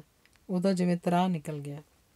ਭਾਗੀਰਥ ਨੇ ਆ ਕੇ ਉਹਦੇ ਮੋਢਿਆਂ ਦੁਆਲੇ ਬਾਂਹ ਬੁਲਾ ਕੇ ਉਹਨੂੰ ਆਪਣੇ ਨਾਲ ਲਾ ਲਿਆ। ਊਸ਼ਾ ਦਾ ਮਸਾ ਥੰਮਿਆ ਰੋਣਾ ਜਿਵੇਂ ਫੇਰ ਉਮੜ ਆਇਆ। ਆਪਣੇ ਕਮਰੇ ਵਿੱਚ ਲਿਜਾ ਕੇ ਭਾਗੀਰਥ ਨੇ ਆਪ ਉਹਨੂੰ ਗੋਲੀ ਦਿੱਤੀ, ਚਾਹ ਫੜਾਈ ਤੇ ਉਹਦੇ ਮੱਥੇ ਉੱਤੇ ਵਿਕਸ ਮਲੀ। ਸਭ ਕਾਸੇ ਦੇ ਬਾਵਜੂਦ ਊਸ਼ਾ ਦੀਆਂ ਅੱਖਾਂ ਭਰ ਡੁੱਲਦੀਆਂ ਰਹੀਆਂ। ਮਹੀਨੇ ਦੀ ਛੁੱਟੀ ਕੱਟ ਕੇ ਜਦੋਂ ਡਾਕਟਰ ਪਰਤਿਆ ਤਾਂ ਉਹਨੇ ਦੇਖਿਆ ਭਾਗੀਰਥ ਦੀ ਸਿਹਤ ਅੱਗੇ ਨਾਲੋਂ ਚੰਗੀ ਸੀ। ਭਾਗੀਰਥ ਨੇ ਡਾਕਟਰ ਨੂੰ ਖਾਣੇ ਉੱਪਰ ਸੱਦਿਆ ਹੋਇਆ ਸੀ। ਥੋੜ੍ਹੀ ਵਿਸਕੀ ਪੀ ਬੜੀ ਦੇਰ ਤੱਕ ਉਹ ਉੱਚੀ ਹੱਸ ਕੇ ਗੱਲਾਂ ਕਰਦੇ ਰਹੇ। ਬੀਬੀ ਜੀ ਦੇ ਟੈਸਟ ਕਰਵਾਏ ਸੀ? ਡਾਕਟਰ ਨੇ ਊਸ਼ਾ ਨੂੰ ਕੁਝ ਵੱਧ ਚੁੱਪ ਵੇਖ ਗੰਭੀਰ ਤੇ ਅੱਗੇ ਨਾਲੋਂ ਵੀ ਪੀਲੀ ਤੇ ਕਮਜ਼ੋਰ ਹੋਈ ਦੇਖ ਕੇ ਪੁੱਛਿਆ। ਨਹੀਂ ਡਾਕਟਰ ਸਾਹਿਬ, ਮੈਨੂੰ ਕੁਝ ਨਹੀਂ ਹੋਇਆ। ਊਸ਼ਾ ਨੇ ਜਿਵੇਂ ਡਾਕਟਰ ਤੋਂ ਵੀ ਆਪਣੀ ਹਾਲਤ ਛੁਪਾਉਂਦਿਆਂ ਕਾਹਲੀ ਨਾਲ ਆਖਿਆ। ਮੈਂ ਕਿਹੜਾ ਕਹਿਣਾ ਕੁਝ ਹੋਇਆ, ਸਿਰਫ ਤਸੱਲੀ ਕਰ ਲੈਣ ਲਈ ਟੈਸਟ ਕਰਵਾ ਲੈਣੇ ਠੀਕ ਨੇ। ਕੱਲ੍ਹ ਆ ਜਾਣਾ ਹਸਪਤਾਲ ਲੈ ਕੇ ਇਹਨਾਂ ਨੂੰ। ਡਾਕਟਰ ਨੇ ਪਹਿਲੀ ਗੱਲ ਊਸ਼ਾ ਨੂੰ ਤੇ ਦੂਜੀ ਭਾਗੀਰਥ ਨੂੰ ਆਖੀ। ਜੇ ਮੇਮ ਸਾਹਿਬਾਂ ਮੰਨਣਗੇ ਆ ਜਾਵਾਂਗੇ। ਭਾਗੀਰਥ ਨੇ ਊਸ਼ਾ ਵੱਲ ਤੱਕ ਕੇ ਹੱਸਦਿਆਂ ਕਿਹਾ। ਨਹੀਂ, ਜ਼ਰੂਰ ਆ ਜਾਣਾ 11 ਵਜੇ। ਮੈਂ ਆਪਣੇ ਕਮਰੇ ਵਿੱਚ ਹੀ ਹੋਵਾਂਗਾ। ਡਾਕਟਰ ਨੇ ਪਤਾ ਨਹੀਂ ਕੀ ਸੋਚ ਕੇ ਜ਼ਰੂਰ ਆ ਜਾਣ ਦੀ ਤਾਕੀਦ ਕੀਤੀ। ਡਾਕਟਰ ਦੇ ਚਲੇ ਜਾਣ ਮਗਰੋਂ ਭਾਗੀਰਥ ਨੇ ਊਸ਼ਾ ਦੇ ਐਨ ਨੇੜੇ ਸੋਫੇ 'ਤੇ ਬੈਠਦਿਆਂ ਆਖਿਆ, ਜੇ ਤੂੰ ਵੀ ਬਿਮਾਰ ਹੋ ਗਈ ਹੋਈ ਫਿਰ ਕੀ ਬਣੇਗਾ? ਤੂੰ ਤੇ ਸੱਚੀ ਬੜੀ ਵੀਕ ਹੋਈ ਲੱਗਦੀ ਹੈ। ਮੈਂ ਤੇ ਕਦੀ ਖਿਆਲ ਹੀ ਨਹੀਂ ਸੀ ਕੀਤਾ। ਊਸ਼ਾ ਨੇ ਕੋਈ ਉੱਤਰ ਨਾ ਦਿੱਤਾ, ਬਸ ਮਨ ਹੀ ਮਨ ਖਿਝ ਕੇ ਆਖਿਆ, ਰੱਬ ਕਰੇ ਸੱਚੀ ਬਿਮਾਰ ਹੋ ਗਈ ਹੋਵਾਂ। ਤੁਹਾਡੇ ਕੋਲੋਂ ਮੇਰਾ ਹੱਸਣਾ, ਮੇਰਾ ਚੱਜ ਨਾਲ ਜਿਉਣਾ ਤੇ ਮੇਰੀ ਤੰਦਰੁਸਤੀ ਬਰਦਾਸ਼ਤ ਨਹੀਂ ਸੀ ਨਾ ਹੁੰਦੀ, ਇਸੇ ਲਈ ਖਿਝਦੇ ਰਹਿੰਦੇ ਸੀ। ਹੁਣੇ ਤਾਂ ਮਸਾਂ ਮੈਂ ਰਾਜੀ ਹੋਇਆ, ਹੁਣੇ ਤਾਂ ਚੱਜ ਨਾਲ ਜਿਉਣਾ ਸ਼ੁਰੂ ਕੀਤਾ ਤੇ ਹੁਣੇ ਜੇ ਤੂੰ ਬਿਮਾਰ ਹੋ ਗਈ ਮੇਰਾ ਤਾਂ ਭੱਠਾ ਬਹਿ ਜਾਊ। ਊਸ਼ਾ ਨੇ ਫਿਰ ਵੀ ਕੋਈ ਜਵਾਬ ਨਾ ਦਿੱਤਾ। ਮੈਂ ਸ਼ੁਰੂ ਤੋਂ ਹੀ ਆਖਦਾ ਸੀ ਵੀ ਆਪਣਾ ਖਿਆਲ ਰੱਖੀ। ਡਾਕਟਰ ਨੇ ਵੀ ਤਾਂ ਆਖਿਆ ਸੀ, ਪਰ ਤੈਨੂੰ ਇੰਨੀ ਸਮਝ ਹੋਵੇ ਤਾਂ ਹੈ ਨਾ, ਭਾਗੀਰਥ ਨੇ ਅੱਗੋਂ ਆਖਿਆ। ਮੇਰਾ ਖਿਆਲ ਹੈ ਆਪਾਂ ਇਹ ਘਰ ਹੀ ਬਦਲ ਲਈਏ। ਇਹ ਘਰ ਹੀ ਨਹੀਂ ਚੰਗਾ, ਸਾਹਮਣੇ ਹਸਪਤਾਲ ਹੈ ਨਾ, ਅਨਪੜ੍ਹਾਂ ਵਾਲੇ ਵਹਿਮ। ਹਸਪਤਾਲ ਹੈ, ਸਾਨੂੰ ਕੀ ਆਖਦਾ, ਇੰਨੀ ਵਧੀਆ ਇਹ ਕੋਠੀ ਹੈ। ਮੈਨੂੰ ਲੱਗਦਾ ਹਸਪਤਾਲ ਜਿਵੇਂ ਸਾਡੇ ਘਰ ਵੱਲ ਝਾਕਦਾ ਰਹਿੰਦਾ ਹੈ ਅਤੇ ਕਈ ਵਾਰੀ ਜਿਵੇਂ ਸਾਡੇ ਘਰ ਵੱਲ ਤੁਰਿਆ ਆਉਂਦਾ। ਉਸ ਤੋਂ ਡਰਦੇ ਜਿਵੇਂ ਸਾਰੇ ਫੁੱਲ ਬੂਟੇ ਸਹਿਮ ਜਾਂਦੇ ਨੇ, ਦਰਖਤ ਸਾਹ ਰੋਕ ਕੇ ਖੜੋ ਜਾਂਦੇ ਨੇ। ਪੋਇਟਰੀ ਵਰਗੀਆਂ ਊਸ਼ਾ ਦੀਆਂ ਗੱਲਾਂ ਨੂੰ ਭਾਗੀਰਥ ਨੇ ਵਿੱਚੋਂ ਨਹੀਂ ਟੋਕਿਆ, ਹੈਰਾਨ ਹੋਇਆ ਸੁਣਦਾ ਰਿਹਾ। ਅਤੇ ਮੈਂ ਜਿਵੇਂ ਦਰਵਾਜ਼ੇ ਦੇ ਅੱਗੇ ਖੜੋ ਕੇ ਆਖਦੀ ਹਾਂ, ਨਹੀਂ ਅੰਦਰ ਨਹੀਂ ਜਾਣਾ। ਮੈਂ ਰੋਕਦੀ ਤਾਂ ਹਾਂ, ਨਾਲ ਡਰਦੀ ਵੀ ਹਾਂ ਕਿ ਅਜੇ ਤਾਂ ਉਹ ਘੂਰ ਘੂਰ ਕੇ ਝਾਕਦਾ ਬੂਹੇ ਤੋਂ ਮੁੜ ਜਾਂਦਾ ਹੈ, ਪਰ ਕਿਸੇ ਦਿਨ ਮੈਨੂੰ ਦਰੜਦਾ ਅੰਦਰ ਲੰਘ ਜਾਏਗਾ। ਤੂੰ ਤਾਂ ਕਮਲੀ ਹੋ ਗਈ, ਤੇਰਾ ਧਿਆਨ ਹਰ ਵੇਲੇ ਹਸਪਤਾਲ ਵੱਲ ਹੀ ਕਿਉਂ ਰਹਿੰਦਾ ਹੈ? ਆਪਣੇ ਘਰ ਦੇ ਪਿੱਛੇ ਇੱਕ ਬਹੁਤ ਵੱਡਾ ਬਾਗ ਵੀ ਤਾਂ ਹੈ, ਉਹ ਪਿਛਲੀ ਖਿੜਕੀ ਹੁਣ ਤੂੰ ਬੰਦ ਹੀ ਰੱਖਣ ਲੱਗ ਪਈ। ਭਾਗੀਰਥ ਨੇ ਉਹਦਾ ਠਰਿਆ ਹੱਥ ਆਪਣੇ ਹੱਥ ਵਿੱਚ ਲੈ ਕੇ ਆਖਿਆ। ਉਸ ਖਿੜਕੀ ਵਿੱਚੋਂ ਠੰਡੀ ਹਵਾ ਆਉਂਦੀ ਸੀ। ਜਿਸ ਘਰ ਕੋਈ ਬਿਮਾਰ ਹੋਵੇ ਉੱਥੇ ਠੰਡੀ ਹਵਾ ਸੁੱਖ ਆਉਂਦੀ ਨਹੀਂ। ਕਦੇ ਕਦੇ ਜਦੋਂ ਤੁਸੀਂ ਦਫ਼ਤਰ ਗਏ ਹੁੰਦੇ ਹੋ, ਜਦੋਂ ਮੈਂ ਉਹ ਖਿੜਕੀ ਖੋਲ੍ਹਦੀ ਹਾਂ ਤਾਂ ਲੱਗਦਾ ਜਿਵੇਂ ਘਰ ਦੇ ਪਿਛਵਾੜੇ ਵਾਲਾ ਉਹ ਬਾਗ ਹੌਲੀ ਹੌਲੀ ਪਰਾਂ ਖਿਸਕਦਾ ਜਾਂਦਾ ਹੈ। ਅੱਗੇ ਚਿੜੀਆਂ ਦਰਖਤਾਂ ਤੋਂ ਉੱਡ ਕੇ ਬਾਰੀ ਵਿੱਚ ਆ ਬੈਠਦੀਆਂ ਸਨ ਅਤੇ ਬਾਰੀ ਵਿੱਚੋਂ ਘਰ ਦੇ ਅੰਦਰ ਵੀ ਆ ਜਾਂਦੀਆਂ ਸਨ, ਪਰ ਹੁਣ ਚਿੜੀਆਂ ਕਦੇ ਨਹੀਂ ਆਈਆਂ। ਊਸ਼ਾ ਨੇ ਜਿਵੇਂ ਉਦਾਸ ਹੋ ਕੇ ਆਖਿਆ। ਚਿੜੀਆਂ ਜੇ ਤੈਨੂੰ ਬਹੁਤ ਚੰਗੀਆਂ ਲੱਗਦੀਆਂ ਨੇ ਤਾਂ ਮੈਂ ਤੈਨੂੰ ਪਿੰਜਰਾ ਭਰ ਕੇ ਮੰਗਵਾ ਦਿਆਂਗਾ। ਬਾਜ਼ਾਰ ਬਹੁਤ ਸੋਹਣੀਆਂ ਰੰਗ ਬਿਰੰਗੀਆਂ ਚਿੜੀਆਂ ਮਿਲਦੀਆਂ ਨੇ, ਕਮਿਸ਼ਨਰ ਸਾਹਿਬ ਦੇ ਘਰ ਮੈਂ ਦੇਖੀਆਂ ਸਨ। ਨਹੀਂ ਨਹੀਂ, ਉਹਨੇ ਇਉਂ ਘਬਰਾ ਕੇ ਆਖਿਆ ਜਿਵੇਂ ਉਹ ਊਸ਼ਾ ਨਹੀਂ, ਇੱਕ ਚਿੜੀ ਸੀ ਅਤੇ ਪਿੰਜਰੇ ਵਿੱਚ ਫੜਫੜਾ ਕੇ ਪਿੰਜਰੇ ਦੀਆਂ ਸੀਖਾਂ ਵਿੱਚ ਵੱਜ ਵੱਜ ਕੇ ਜ਼ਖਮੀ ਅਤੇ ਨਿਢਾਲ ਹੋਈ ਆਖ ਰਹੀ ਸੀ, ਨਹੀਂ ਨਹੀਂ, ਚਿੜੀਆਂ ਨੂੰ ਪਿੰਜਰੇ 'ਚ ਨਹੀਂ ਬੰਦ ਕਰਨਾ ਚਾਹੀਦਾ। ਊਸ਼ਾ, ਮੈਂ ਆਪਣੀ ਬਿਮਾਰੀ 'ਚ ਬਹੁਤਾ ਰੁੱਝਿਆ ਰਿਹਾ, ਤੈਨੂੰ ਕੋਈ ਸੁੱਖ ਆਰਾਮ ਨਹੀਂ ਦੇ ਸਕਿਆ। ਹੁਣ ਮੈਂ ਠੀਕ ਹੋ ਗਿਆ, ਤੂੰ ਜਿਵੇਂ ਆਖੇਂਗੀ ਆਪਾਂ ਕਰਿਆ ਕਰਾਂਗੇ। ਆਪਾਂ ਸਿਨੇਮੇ ਵੀ ਚੱਲਿਆ ਕਰਾਂਗੇ, ਬਾਜ਼ਾਰ ਵੀ ਅਤੇ ਮੰਦਰ ਵੀ, ਠੀਕ ਹੈ ਨਾ? ਭਾਗੀਰਥ ਨੇ ਆਖਿਆ। ਕਿਉਂ, ਕਾਹਦੇ ਲਈ? ਊਸ਼ਾ ਨੇ ਉਸੇ ਤਰ੍ਹਾਂ ਖਾਲੀ ਖਾਲੀ ਨਜ਼ਰਾਂ ਨਾਲ ਉਹਦੇ ਵੱਲ ਤੱਕਦਿਆਂ ਪੁੱਛਿਆ। ਪਿਕਚਰਾਂ ਦੇਖਣਾ ਤੈਨੂੰ ਚੰਗਾ ਲੱਗਦਾ ਸੀ ਨਾ, ਅਤੇ ਮੰਦਰ ਜਾਣ ਲਈ ਵੀ ਤੂੰ ਆਖਦੀ ਹੁੰਦੀ ਸੀ। ਬਾਜ਼ਾਰ ਆਪਾਂ ਆਪਣੇ ਘਰ ਲਈ ਚੀਜ਼ਾਂ ਖਰੀਦਣ ਚੱਲਿਆ ਕਰਾਂਗੇ। ਪਿਕਚਰਾਂ? ਮੈਨੂੰ ਤਾਂ ਲੱਗਦਾ ਪਿਕਚਰਾਂ ਸਭ ਝੂਠ ਹੀ ਹੁੰਦੀਆਂ ਨੇ। ਮੰਦਰ ਜਾਣ ਲਈ ਮੈਂ ਇਸੇ ਲਈ ਆਖਦੀ ਹੁੰਦੀ ਸੀ ਕਿ ਦੇਵੀ ਮਾਂ ਨੂੰ ਜਾ ਕੇ ਆਖਾਂ ਤੁਹਾਨੂੰ ਰਾਜ਼ੀ ਕਰ ਦੇਵੇ। ਅਤੇ ਬਾਜ਼ਾਰੋਂ ਚੀਜ਼ਾਂ ਆਪਾਂ ਕੀ ਲੈਣੀਆਂ ਨੇ? ਊਸ਼ਾ ਨੇ ਵਾਰੀ ਵਾਰੀ ਉਹਦੀਆਂ ਗੱਲਾਂ ਦਾ ਜਵਾਬ ਦੇ ਦਿੱਤਾ। ਲੱਗਦਾ ਤੂੰ ਤਾਂ ਹੁਣੇ ਬੁੱਢੀ ਹੋ ਗਈ, ਜ਼ਿੰਦਗੀ 'ਚ ਤੇਰੀ ਕੋਈ ਦਿਲਚਸਪੀ ਨਹੀਂ ਰਹੀ। ਭਾਗੀਰਥ ਨੇ ਮਜ਼ਾਕ ਵਾਂਗ ਆਖਿਆ ਸੀ, ਪਰ ਊਸ਼ਾ ਨੂੰ ਲੱਗਿਆ ਉਹ ਸੱਚੀ ਬੁੱਢੀ ਹੋ ਗਈ ਹੈ। ਉਹਦੇ ਸਾਰੇ ਵਾਲ ਚਿੱਟੇ ਹੋ ਗਏ ਨੇ, ਉਹਦੇ ਹੱਥਾਂ ਉੱਪਰ ਝੁਰੜੀਆਂ ਪੈ ਗਈਆਂ ਨੇ। ਉਹ ਆਪਣੇ ਹੱਥਾਂ ਵੱਲ ਤੱਕਣ ਲੱਗੀ। ਇਹ ਪਤਲੇ ਲੰਮੇ ਸੋਹਣੇ ਜਿਹੇ ਹੱਥ ਉਹਨੂੰ ਕਿਸੇ ਹੋਰ ਦੇ ਹੀ ਹੱਥ ਲੱਗੇ। ਊਸ਼ਾ, ਦੱਸੋ। ਊਸ਼ਾ, ਮੈਨੂੰ ਪਤਾ ਮੈਂ ਤੈਨੂੰ ਜਦੋਂ ਪਸੰਦ ਕੀਤਾ ਸੀ ਤਾਂ ਸਿਰਫ ਇਸ ਲਈ ਕਿ ਤੂੰ ਮੈਨੂੰ ਇੱਕ ਖਿੜੇ ਫੁੱਲ ਵਰਗੀ ਲੱਗੀ ਸੀ, ਅਤੇ ਮੈਂ ਸੋਚਿਆ ਸੀ ਸਿਰਫ ਇਹੋ ਜਿਹੀ ਲੜਕੀ ਜ਼ਿੰਦਗੀ 'ਚ ਖੁਸ਼ ਰਹਿ ਸਕਦੀ ਹੈ ਅਤੇ ਦੂਸਰੇ ਨੂੰ ਖੁਸ਼ ਰੱਖ ਸਕਦੀ ਹੈ। ਪਰ ਹੁਣ ਤੂੰ ਆਪ ਹੀ ਦੇਖ ਲੈ ਤੂੰ ਕਿਵੇਂ ਕਰਨ ਲੱਗ ਪਈ ਹੈ। ਮੈਂ ਕੀ ਕਰਨ ਲੱਗ ਪਈ ਹਾਂ? ਮੈਨੂੰ ਤਾਂ ਲੱਗਦਾ ਜਿਵੇਂ ਤੂੰ ਉਹ ਲੜਕੀ ਨਹੀਂ ਰਹੀ ਜਿਸ ਨਾਲ ਮੈਂ ਸ਼ਾਦੀ ਕੀਤੀ ਸੀ। ਊਸ਼ਾ ਨੇ ਅੱਖਾਂ ਜਿਹੀਆਂ ਭਰ ਲਈਆਂ। ਕੀ ਗੱਲ ਹੈ ਊਸ਼ਾ?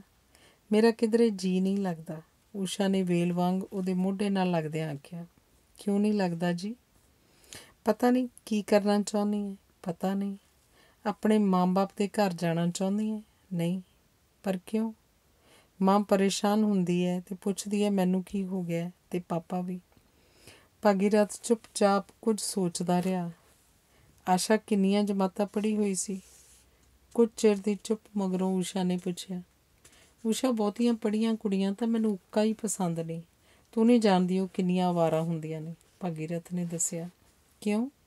ਇਸ ਲਈ ਕਿ ਉਹਨਾਂ ਨੂੰ ਅਵਾਰਾ ਹੋ ਜਾਣ ਦੇ ਮੌਕੇ ਮਿਲ ਜਾਂਦੇ ਨੇ, ਅਤੇ ਬਹਾਨੇ ਵੀ, ਅਤੇ ਡਰ ਕੋਈ ਹੁੰਦਾ ਨਹੀਂ।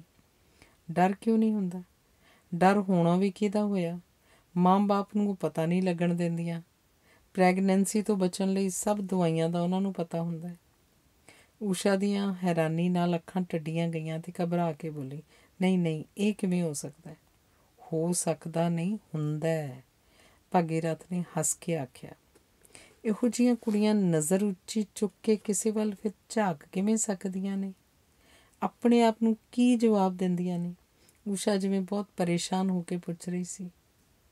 ਤੂੰ ਤਾਂ ਅਜੇ ਵੀ 15ਵੀਂ ਸਦੀ 'ਚ ਹੀ ਤੁਰੀ ਫਿਰਦੀ ਹੈ। ਕਾਸੇ ਨਾਲ ਵੀ ਕਿਸੇ ਨੂੰ ਕੁਝ ਨਹੀਂ ਹੁੰਦਾ। ਆਸ਼ਾ ਵੀ ਇਹੋ ਜਿਹੀ ਲੜਕੀ ਸੀ? ਊਸ਼ਾ ਨੇ ਪਤਾ ਨਹੀਂ ਕਿਉਂ ਪੁੱਛਿਆ। ਊਸ਼ਾ, ਮੈਂ ਤੈਨੂੰ ਕਿੰਨੀ ਵਾਰੀ ਆਖਿਆ ਆਸ਼ਾ ਦਾ ਨਾਂ ਨਾ ਲਿਆ ਕਰ। ਮੈਂ ਉਹਨੂੰ ਨਫ਼ਰਤ ਕਰਦਾ, ਭਾਗੀਰਥ ਨੇ ਤਿਉੜੀ ਪਾ ਕੇ ਕਿਹਾ। ਇਹਦਾ ਮਤਲਬ ਹੈ ਤੁਸੀਂ ਉਹਨੂੰ ਭੁੱਲੇ ਨਹੀਂ। ਊਸ਼ਾ ਨੇ ਜਦੋਂ ਆਖਿਆ, ਭਾਗੀਰਥ ਹੈਰਾਨ ਹੋ ਕੇ ਉਸ ਵੱਲ ਝਾਕਿਆ ਕਿ ਪਿੰਡ ਦੀ ਸਿਰਫ 10ਵੀਂ ਪੜ੍ਹੀ ਕੁੜੀ ਇਹ ਸਭ ਕਿਵੇਂ ਸਮਝਦੀ ਹੈ।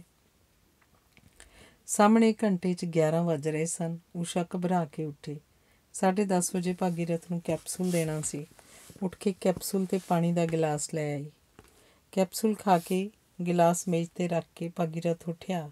ਕੱਪੜੇ ਬਦਲ ਕੇ ਬਿਸਤਰੇ 'ਚ ਬੈਠਣ ਲੱਗੇ ਨੇ ਊਸ਼ਾ ਨੂੰ ਕੋਲ ਸੱਦ ਕੇ ਆਖਿਆ, ਯਾਦ ਰੱਖੀ ਕੱਲ੍ਹ ਤੇਰੇ ਟੈਸਟ ਕਰਵਾਉਣ ਜਾਣਾ।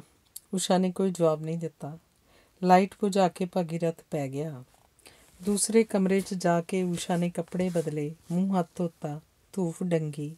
ਕੁਝ ਪਲ ਅੰਤਰ ਧਿਆਨ ਹੋ ਕੇ ਦੇਵੀ ਦੇਵਤਿਆਂ ਨੂੰ ਨਮਸਕਾਰ ਕਰਦੀ ਤੁਰੀ ਫਿਰ ਰਹੀ ਸੀ। ਫਿਰ ਪਤਾ ਨਹੀਂ ਉਹਨੂੰ ਕੀ ਯਾਦ ਆਇਆ।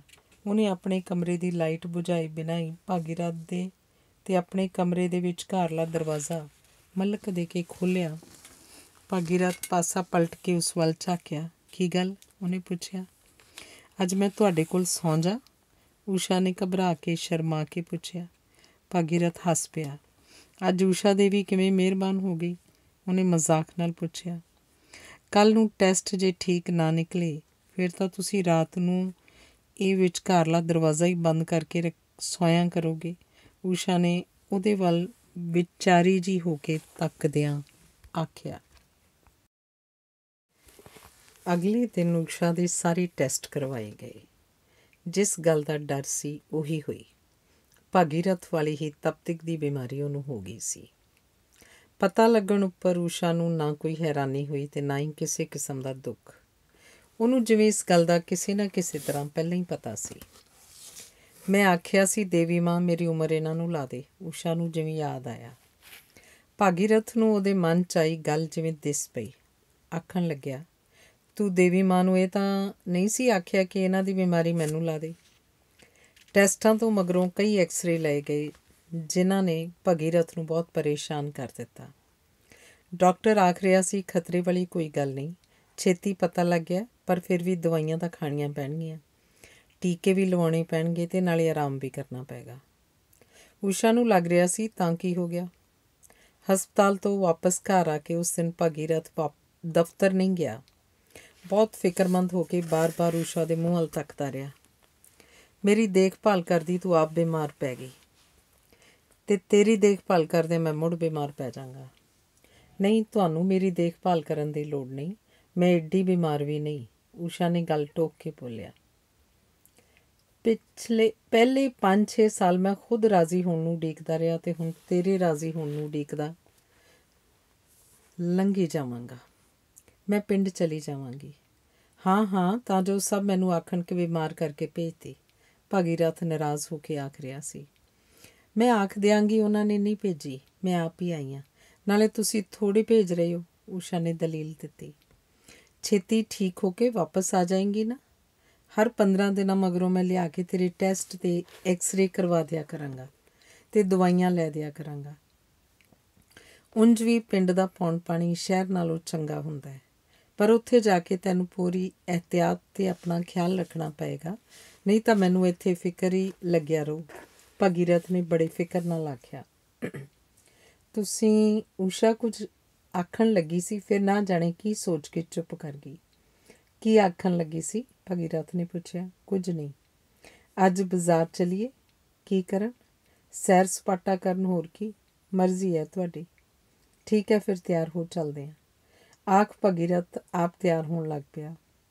ਊਸ਼ਾ ਸਫੇਦ ਜ਼ਰੀ ਦੀਆਂ ਬੂਟੀਆਂ ਵਾਲੀ ਸਫੇਦ ਸਾੜੀ ਬਣ ਕੇ, ਲੰਮੇ ਵਾਲਾਂ ਦੀ ਢਿਲਕੀ ਜਿਹੀ ਗੁੱਤ ਕਰਕੇ, ਉੱਤੇ ਲਾਲ ਸ਼ਾਲ ਲੈ ਕੇ, ਪੈਨਸਿਲ ਹੀਲ ਵਾਲੇ ਸੈਂਡਲ ਪਾ ਕੇ ਜਦੋਂ ਤਿਆਰ ਹੋ ਕੇ ਆਈ ਤਾਂ ਭਗੀਰਥ ਨੂੰ ਲੱਗਿਆ ਊਸ਼ਾ ਕਿੰਨੀ ਸੋਹਣੀ ਹੈ ਜਿਵੇਂ ਕੋਈ ਅਸਮਾਨੀ ਜਿਹੀ ਚੀਜ਼ ਹੋਵੇ। ਪਹਿਲੇ ਤੇਰੇ ਲਈ ਕੁਝ ਸਾੜੀਆਂ ਲੈਂਦੇ ਹਾਂ। ਬਾਜ਼ਾਰ ਜਾ ਕੇ ਕੱਪੜੇ ਦੀ ਇੱਕ ਵੱਡੀ ਦੁਕਾਨ ਦੇ ਅੰਦਰ ਜਾਂਦੇ ਹਾਂ, ਭਗੀਰਥ ਨੇ ਕਿਹਾ। ਸਾੜੀਆਂ ਤਾਂ ਮੇਰੇ ਕੋਲ ਬਹੁਤ ਨੇ, ਊਸ਼ਾ ਨੇ ਉਹਨੂੰ ਰੋਕਣ ਵਾਂਗ ਆਖਿਆ, ਪਰ ਉਹ ਰੁਕਿਆ ਨਹੀਂ। ਅੰਦਰ ਜਾ ਕੇ ਇੱਕ ਅਮਰੀਕਨ ਜਾਰਜਟ ਦੀ ਫੁੱਲਾਂ ਵਾਲੀ, ਇੱਕ ਹਲਕੇ ਨੀਲੇ ਰੰਗ ਦੀ ਬਨਾਰਸੀ ਬੂਟੀਆਂ ਵਾਲੀ ਅਤੇ ਇੱਕ ਕਾਲੀ ਪਿਓਰ ਦੀ ਮੁਕੈਸ਼ ਵਾਲੀ ਬੜੀਆਂ ਮਹਿੰਗੀਆਂ 3 ਸਾੜੀਆਂ ਲੈ ਦਿੱਤੀਆਂ। ਫਿਰ ਫੋਟੋਗ੍ਰਾਫਰ ਦੀ ਦੁਕਾਨ 'ਚ ਜਾ ਕੇ ਊਸ਼ਾ ਦੇ ਮੋਢੇ 'ਤੇ ਹੱਥ ਰੱਖ ਕੇ ਇੱਕ ਫੋਟੋ ਖਿਚਵਾਈ। 6 ਤੋਂ 9 ਵਜੇ ਦੀ ਉਹਨਾਂ ਫਿਲਮ ਦੇਖੀ ਅਤੇ ਮਗਰੋਂ ਕੁਆਲਿਟੀ ਹੋਟਲ 'ਚ ਖਾਣਾ ਖਾਧਾ।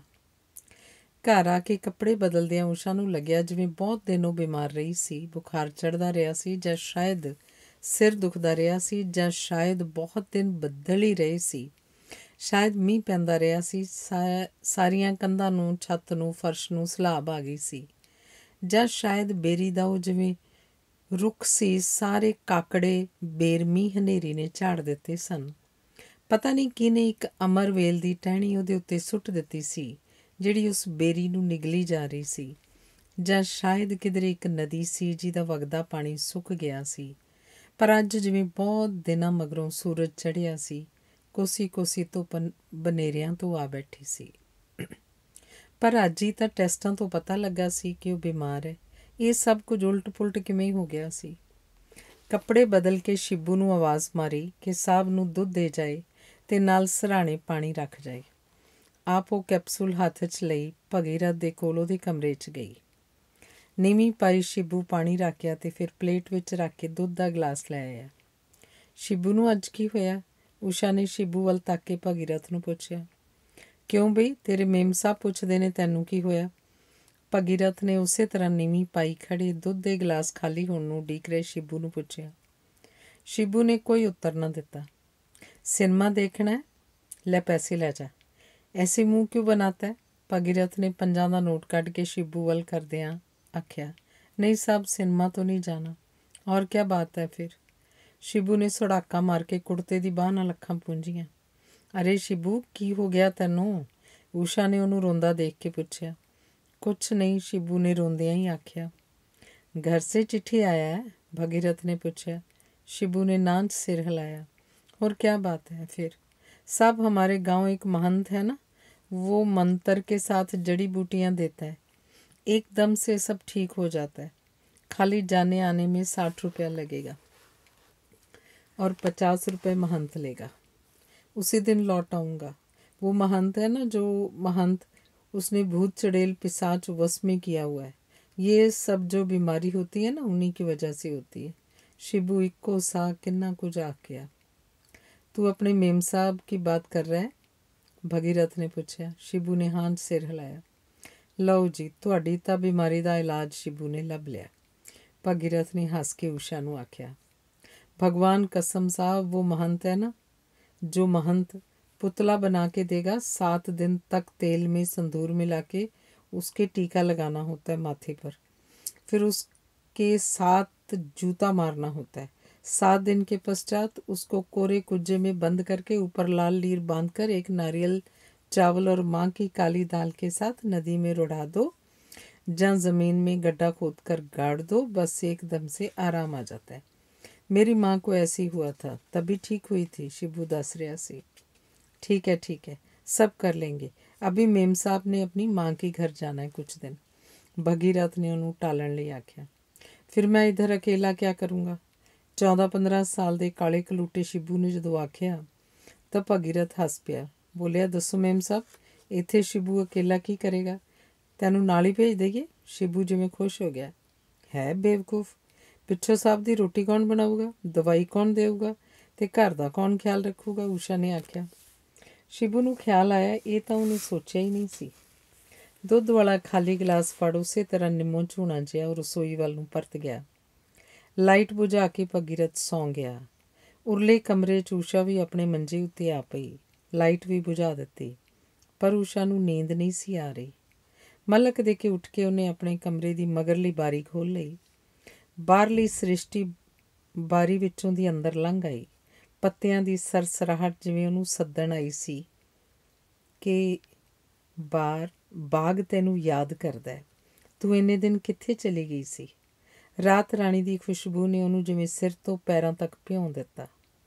ਫਿਰ ਉਹਨੇ ਜਦੋਂ ਅਸਮਾਨ ਵੱਲ ਨਿਗਾਹ ਚੁੱਕ ਕੇ ਦੇਖਿਆ, ਤਾਰੇ ਜਿਵੇਂ ਉਹਨੂੰ ਕੁਝ ਆਖ ਰਹੇ ਸਨ ਅਤੇ ਦੋ ਕੁ ਤਾਂ ਆ ਕੇ ਜਿਵੇਂ ਉਹਦੀਆਂ ਅੱਖਾਂ ਵਿੱਚ ਬੈਠ ਗਏ।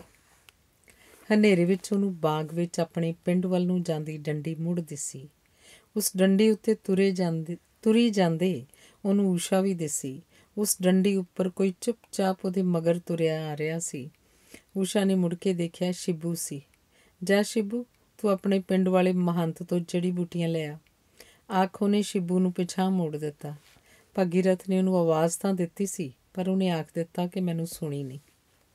ਦਿਨ ਰਾਤ, ਚੰਦ ਸੂਰਜ, ਪਹਾੜ, ਦਰਿਆ, ਜੰਗਲ, ਸਮੁੰਦਰ, ਰਿਸ਼ੀ, ਸਾਧੂ, ਰੱਬ, ਲੋਕ, ਮਾਂ, ਪਾਪਾ, ਹਰੀਸ਼, ਮੇਘ, ਭਗੀਰਥ, ਘਰ, ਬਾਗ, ਹਸਪਤਾਲ, ਸ਼ਿਬੂ, ਊਸ਼ਾ, ਖੜ ਖੜ ਕਰਦੇ ਇਹ ਸਾਰੇ ਲਫ਼ਜ਼ ਉਹਦੇ ਮਨ ਵਿੱਚੋਂ ਲੰਘੇ ਜਾ ਰਹੇ ਸਨ। ਮੀਂਹ ਉਤਰ ਆਇਆ, ਪੱਤੇ ਕਲੀਆਂ ਵਿੱਚ ਨੱਚ ਰਹੇ ਸਨ। ਉਹ ਵਾਲ ਸੁਕਾ ਰਹੀ ਸੀ। ਸ਼ਮਸ਼ੇਰ ਉਹਨੂੰ ਮਿਲਣ ਆਇਆ ਸੀ। ਹਰੀਸ਼ ਦਾ ਵਿਆਹ ਹੋ ਰਿਹਾ ਸੀ। ਆਸ਼ਾ ਜਹਾਜ਼ ਤੋਂ ਉਤਰ ਰਹੀ ਸੀ। ਮੇਘ ਉਹਨੂੰ ਆਵਾਜ਼ਾਂ ਮਾਰ ਰਿਹਾ ਸੀ। ਪਤਾ ਨਹੀਂ ਕੀ ਉਹਦੇ ਵਿੱਚੋਂ ਦੀ ਲੰਘ ਰਿਹਾ ਸੀ।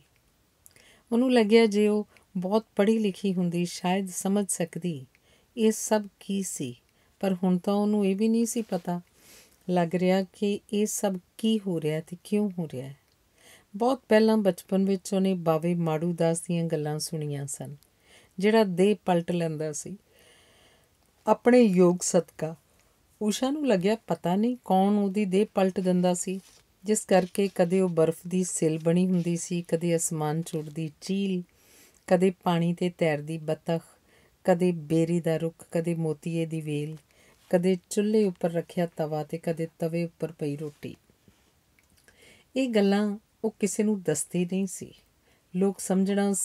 ਲੋਕਾਂ ਸਮਝਣਾ ਸੀ ਉਹਦੇ ਦਿਮਾਗ 'ਚ ਕੋਈ ਕਸਰ ਹੈ ਜਾਂ ਫਿਰ ਉਹਨੂੰ ਕੋਈ ਓਪਰੀ ਕਸਰ ਹੈ, ਪਰ ਉਹ ਜਾਣਦੀ ਸੀ ਨਾ ਉਹਦੇ ਦਿਮਾਗ 'ਚ ਕੋਈ ਕਸਰ ਹੈ ਅਤੇ ਨਾ ਹੀ ਉਹਨੂੰ ਉਂਝ ਕੋਈ ਓਪਰੀ ਕਸਰ ਹੈ। ਬਸ ਉਹ ਕਿਧਰੇ ਉਲਝ ਗਈ ਸੀ। ਸ਼ਾਇਦ ਰਾਹ ਭੁੱਲ ਗਈ ਸੀ, ਸ਼ਾਇਦ ਉਹ ਨਹੀਂ, ਰਾਹ ਹੀ ਉਲਟੇ ਪੁਲਟੇ ਰਾਹਾਂ ਨੂੰ ਤੁਰ ਗਏ ਸਨ। ਉਹ ਤਾਂ ਉੱਥੇ ਹੀ ਖੜੀ ਸੀ ਜਿੱਥੇ ਸੂਰਜ ਨਿਕਲਦਾ ਸੀ, ਦਿਨ ਚੜ੍ਹਦਾ ਸੀ। ਉਹ ਤਾਂ ਊਸ਼ਾ ਹੀ ਸੀ। ਦੇਵੀ ਮਾਂ, ਇਹ ਕਿਹੜੇ ਪਾਪਾਂ ਦਾ ਫਲ ਹੈ ਕਿ ਸਾਰਾ ਹਨੇਰਾ ਮੇਰੇ ਉੱਪਰ ਨੂੰ ਡਿੱਗਦਾ ਆ ਰਿਹਾ ਹੈ। ਉਹਨੇ ਦੂਰ ਮੰਦਰ ਵਿੱਚ ਸ਼ਾਂਤ ਸੁੱਤੀ ਦੇਵੀ ਮਾਂ ਨੂੰ ਜਿਵੇਂ ਜਗਾ ਕੇ ਆਖਿਆ। ਪਤਾ ਨਹੀਂ ਉਹ ਬਾਹਰ ਕਿਉਂ ਆ ਗਈ। ਹੁਣ ਲਗਾਤਾਰ ਉਸ ਉੱਪਰ ਬਰਫ਼ ਪੈ ਰਹੀ ਸੀ। ਬਰਫ਼ ਉਹਦੇ ਗਿੱਟਿਆਂ, ਗੋਡਿਆਂ, ਲੱਕ, ਗਲ 'ਤੇ ਫਿਰ ਸਿਰ ਤੋਂ ਵੀ ਉੱਚੀ ਚੜ੍ਹ ਗਈ ਸੀ। ਉਹ ਬਰਫ਼ ਹੇਠਾਂ ਦੱਬੀ ਗਈ ਸੀ, ਇਸੇ ਲਈ ਉਹ ਇੰਨੀ ਠਰ ਗਈ ਸੀ।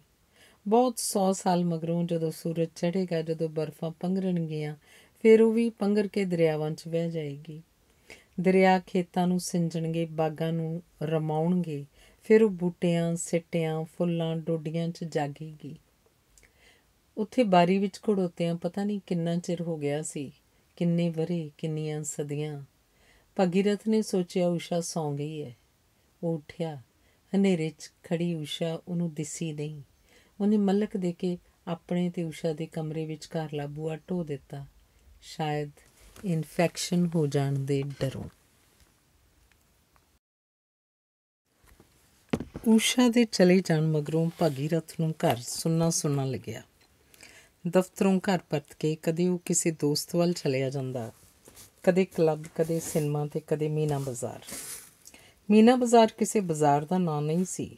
ਕੁਝ ਥਾਵਾਂ ਸਨ ਜਿਨ੍ਹਾਂ ਦਾ ਨਾਂ ਆਪਣੇ ਮਨ ਵਿੱਚ ਉਹਨੇ ਮੀਨਾ ਬਾਜ਼ਾਰ ਰੱਖ ਲਿਆ ਸੀ, ਅਤੇ ਫਿਰ ਮੀਨਾ ਬਾਜ਼ਾਰ ਵਾਲੇ ਲੋਕ ਕਦੇ ਕਦੇ ਉਹਦੇ ਘਰ ਆਉਣ ਵੀ ਲੱਗ ਪਏ।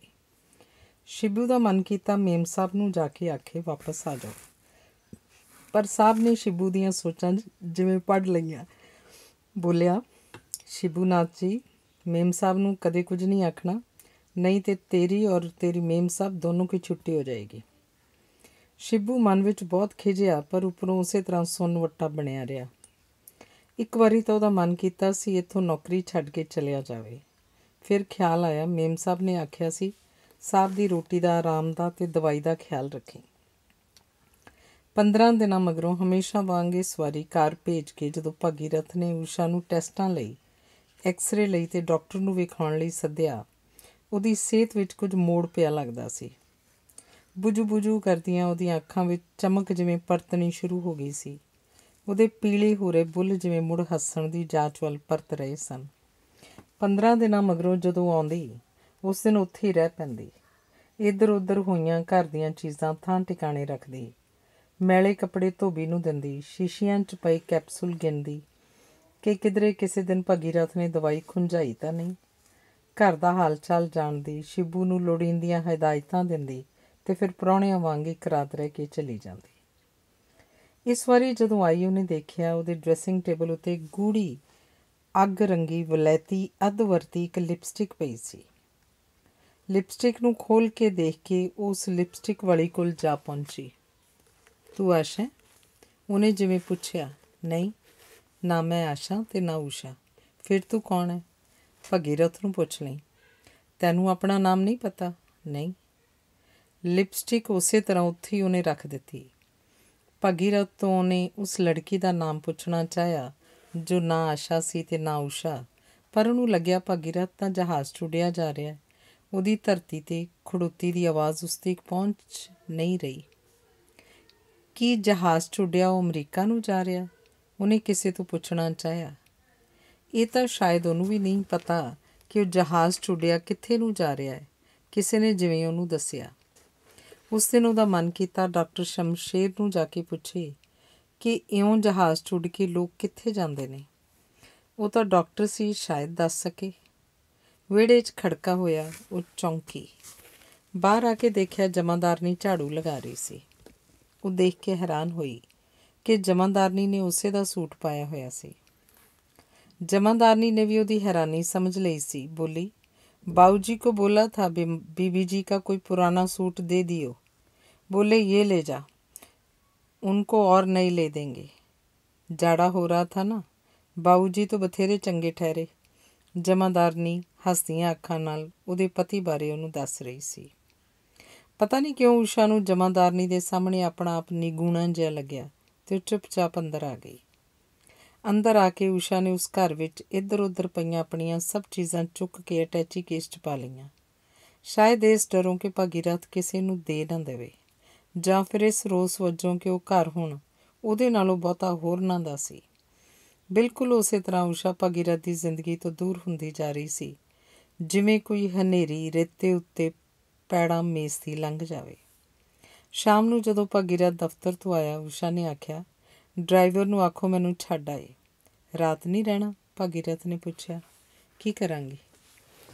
ਮਰਜ਼ੀ ਹੈ ਤੇਰੀ, ਭਗੀਰਥ ਨੇ ਉੱਪਰੋਂ ਆਖਿਆ, ਪਰ ਵਿੱਚੋਂ ਤਸੱਲੀ ਵਿੱਚ ਸੀ ਕਿ ਅੱਜ ਬਾਹਰ ਦਾ ਜਿਹੜਾ ਉਹਨੇ ਪ੍ਰੋਗਰਾਮ ਕਈ ਦਿਨਾਂ ਦਾ ਬਣਾਇਆ ਹੋਇਆ ਸੀ, ਉਸ ਲਈ ਕੋਈ ਬਹਾਨਾ ਨਹੀਂ ਬਣਾਉਣਾ ਪਿਆ। ਨਾਲੇ ਬਹਾਨੇ ਦਾ ਕੀ ਹੈ? ਊਸ਼ਾ ਤਾਂ ਜਿਵੇਂ ਉਹਨੂੰ ਇੱਕ ਨਜ਼ਰ ਧੁਰ ਅੰਦਰ ਤੱਕ ਦੇਖ ਲੈਂਦੀ ਸੀ। ਇੱਕ ਉਹਨੂੰ ਇਹ ਵੀ ਲੱਗਿਆ ਸ਼ਾਇਦ ਊਸ਼ਾ ਨੇ ਉਹਦੇ ਪ੍ਰੋਗਰਾਮ ਬਾਰੇ ਵੀ ਜਾਣ ਲਿਆ। ਊਸ਼ਾ ਪਤਾ ਨਹੀਂ ਕਿਵੇਂ ਸਭ ਕੁਝ ਜਾਣ ਲੈਂਦੀ ਸੀ। ਦਵਾਈਆਂ, ਟੌਨਿਕਾਂ, ਫਰੂਟਾਂ ਦੀ ਟੋਕਰੀ ਕਾਰ ਵਿੱਚ ਰਖਾਉਣ ਤੋਂ ਮਗਰੋਂ 100 ਦੇ 2 ਨੋਟ ਭਗੀਰਥ ਨੇ ਊਸ਼ਾ ਨੂੰ ਦੇਣ ਲਈ ਜੇਬ 'ਚੋਂ ਕੱਢੇ। ਪੈਸੇ ਨਹੀਂ ਚਾਹੀਦੇ, ਉਹਨੇ ਆਖਿਆ। ਤੇਰੇ 'ਤੇ ਖਰਚ ਕਰਨਾ ਹੁਣ ਮੇਰੀ ਡਿਊਟੀ ਹੈ। ਜਿੱਥੇ ਚਾਹੀਦੇ ਹੋਣ ਆਪ ਪੈਸੇ ਦਿਆ ਕਰ, ਭਗੀਰਥ ਆਖ ਰਿਹਾ ਸੀ। ਮੈਂ ਕਿਹੜਾ ਆਪਣੀਆਂ ਡਿਊਟੀਆਂ ਕਰ ਰਹੀ ਹਾਂ ਜੋ ਤੁਹਾਨੂੰ ਆਪਣੀਆਂ ਡਿਊਟੀਆਂ ਕਰਨੀਆਂ ਚਾਹੀਦੀਆਂ ਨੇ, ਊਸ਼ਾ ਨੇ ਸਹਿਜ ਨਾਲ ਆਖਿਆ। ਕਈ ਵਾਰ ਮੈਂ ਸੋਚਦਾ ਤੂੰ ਜੇ ਬਹੁਤ ਪੜ੍ਹੀ ਹੁੰਦੀ ਫਿਰ ਕੀ ਬਣਦਾ। ਹੁਣੇ ਤੇਰੀ ਇੰਟੈਲੀਜੈਂਸ ਕਮਾਲ ਹੈ। ਮੈਂ ਇੰਟੈਲੀਜੈਂਟ ਕਿੱਥੇ ਹਾਂ? ਊਸ਼ਾ ਨੇ ਜਿਵੇਂ ਉਦਾਸ ਹੋ ਕੇ ਆਖਿਆ। ਤੇਰੇ ਅਨੁਸਾਰ ਜੇ ਇੰਟੈਲੀਜੈਂਟ ਹੁੰਦੀ ਤਾਂ ਕੀ ਕਰਦੀ? ਭਗੀਰਥ ਨੇ ਹੱਸ ਕੇ ਪੁੱਛਿਆ। ਇੰਟੈਲੀਜੈਂਟ ਹੁੰਦੀ ਤਾਂ ਆਪਣੇ ਪਾਪਾ ਨੂੰ ਆਖਦੀ, ਏਡੇ ਵੱਡੇ ਘਰ ਵਾਲੇ ਛੋਟੇ ਘਰ ਦੀ ਲੜਕੀ ਨੂੰ ਪ੍ਰਵਾਨ ਜੋ ਕਰ ਰਹੇ ਨੇ, ਇਹਦਾ ਕਾਰਨ ਤਾਂ ਜਾਣ ਲੈਣ।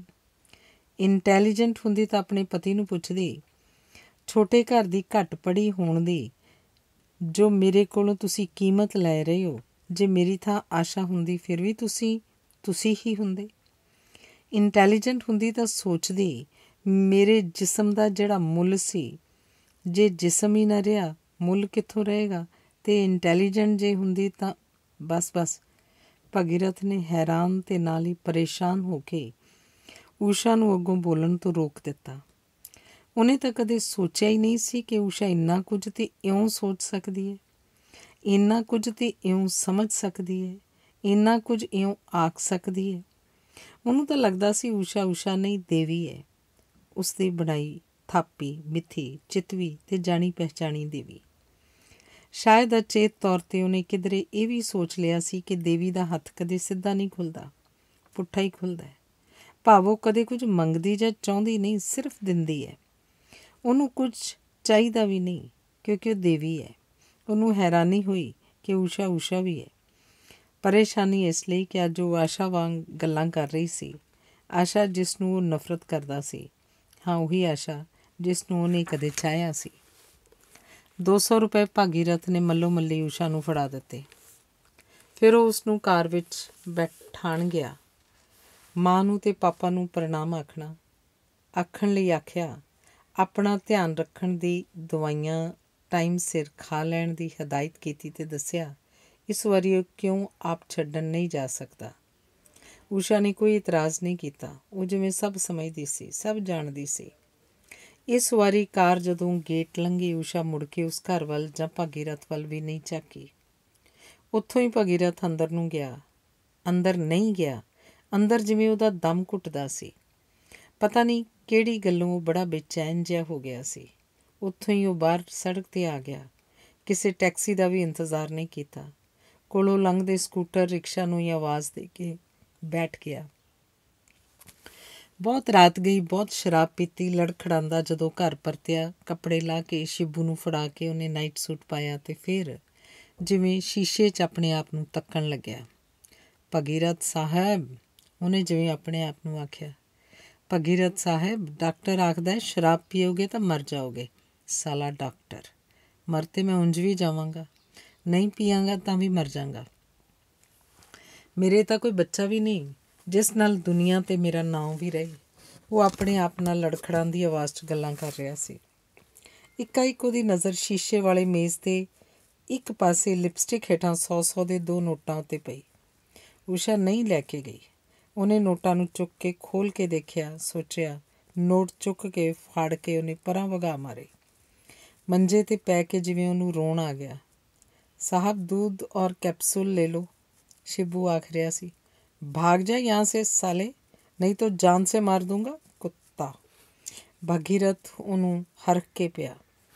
ਉਸੇ ਰਾਤ ਸ਼ਿਬੂ ਨੇ ਟੁੱਟੀ ਫੁੱਟੀ ਹਿੰਦੀ ਵਿੱਚ ਇੱਕ ਚਿੱਠੀ ਭਾਗੀਰਥ ਦੀ ਮਾਂ ਨੂੰ ਲਿਖ ਕੇ ਪਾ ਦਿੱਤੀ ਅਤੇ ਇੱਕ ਊਸ਼ਾ ਨੂੰ ਕਿ ਸਭ ਦਵਾਈ ਨਹੀਂ ਖਾਂਦੇ, ਆਪ ਜਲਦੀ ਆ ਜਾਓ।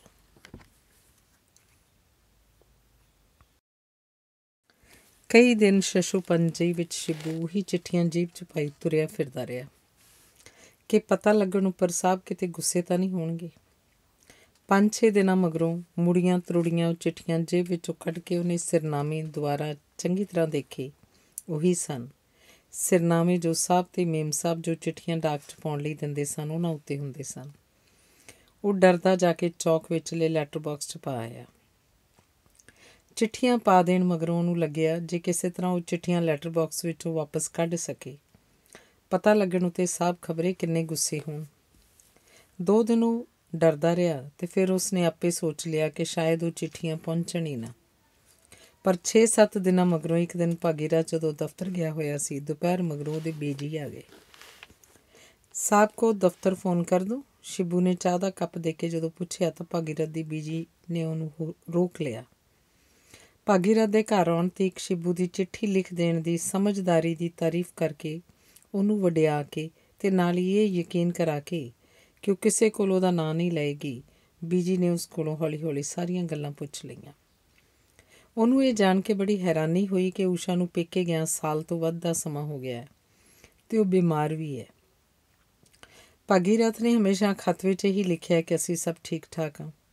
ਜਦੋਂ ਉਹਦੇ ਬਾਊ ਜੀ ਕੁਝ ਮਹੀਨੇ ਹੋਏ ਆਏ ਸਨ ਤਾਂ ਉਹਨਾਂ ਵਾਪਸ ਜਾ ਕੇ ਇਹੀ ਦੱਸਿਆ ਸੀ ਕਿ ਵਹੁਟੀ 1-2 ਦਿਨਾਂ ਲਈ ਪੇਕੇ ਗਈ ਹੋਈ ਹੈ ਅਤੇ ਭਾਗੀਰਥ ਹੁਣ ਬਿਲਕੁਲ ਠੀਕ ਹੈ। ਭਾਗੀਰਥ ਦੇਰ ਤੱਕ ਘਰ ਨਹੀਂ ਆਉਂਦਾ ਅਤੇ ਕਿਸੇ ਦਿਨ ਤੱਕ ਘਰ ਆਉਂਦਾ ਹੀ ਨਹੀਂ। ਕਦੇ ਸਾਹਿਬ ਬਹੁਤ ਸ਼ਰਾਬ ਪੀ ਕੇ ਆਉਂਦੇ ਨੇ। ਸ਼ਿਬੂ ਦੀਆਂ ਡਰ ਕੇ ਦੱਸੀਆਂ ਗੱਲਾਂ ਨੂੰ ਉਹਦੀ ਬੀਜੀ ਬਹੁਤ ਦੂਰ ਤੱਕ ਸਮਝ ਗਏ ਅਤੇ ਸੋਚ ਗਏ। ਆਥਣੇ ਜਦੋਂ ਭਾਗੀਰਥ ਆਇਆ, ਬੀਜੀ ਨੂੰ ਉੱਥੇ ਦੇਖ ਕੇ ਹੈਰਾਨ ਹੋ ਗਿਆ। ਤੂੰ ਸ਼ਿਬੂ ਫ਼ੋਨ ਕਰ ਦੇਣਾ ਸੀ, ਉਹਨੇ ਬੀਜੀ ਨੂੰ ਪ੍ਰਣਾਮ ਕਰਕੇ ਸ਼ਿਬੂ ਨੂੰ ਆਖਿਆ। ਮੈਂ ਤਾਂ ਅਜੇ ਹੁਣੇ ਆਈ ਹਾਂ। ਮੇਰੀ ਇੱਕ ਸਹੇਲੀ ਨੇ ਅੰਮ੍ਰਿਤਸਰ ਜਾਣਾ ਸੀ, ਸੋਚਿਆ ਹੁਣ ਤਾਂ ਸਾਥ ਹੈ, ਰਾਤ ਉਤਰ ਜਾਵਾਂਗੀ, ਦੇਖ ਆਵਾਂ ਬਾਲ ਬੱਚੇ ਨੂੰ ਤਾਂ ਤੁਹਾਡੀ 1-2 ਦਿਨਾਂ ਤੱਕ ਆਏਗੀ, ਆਪਣੀ ਮਾਂ ਕੋਲ ਪਿੰਡ ਗਈ ਹੋਈ ਹੈ, ਭਾਗੀਰਥ ਨੇ ਆਖਿਆ। ਤਦ ਹੀ ਮੈਂ ਆਖਿਆ, ਘਰ ਜਿਵੇਂ ਰੁਲਿਆ ਪਿਆ। ਸੋਫੇ 'ਤੇ ਦੇਖ ਕਿਵੇਂ ਗਰਦ ਜੰਮੀ ਪਈ ਹੈ। ਗੁਸਲਖਾਨੇ 'ਚ ਜਾਲੇ ਲੱਗੇ ਪਏ ਨੇ। ਤੂੰ ਵੀ ਅੱਗੇ ਨਾਲੋਂ ਮਾੜਾ ਹੋਇਆ ਲੱਗਦਾ। ਤੁਸੀਂ ਤਾਂ ਹਮੇਸ਼ਾ ਇਹੀ ਆਖੋਗੇ।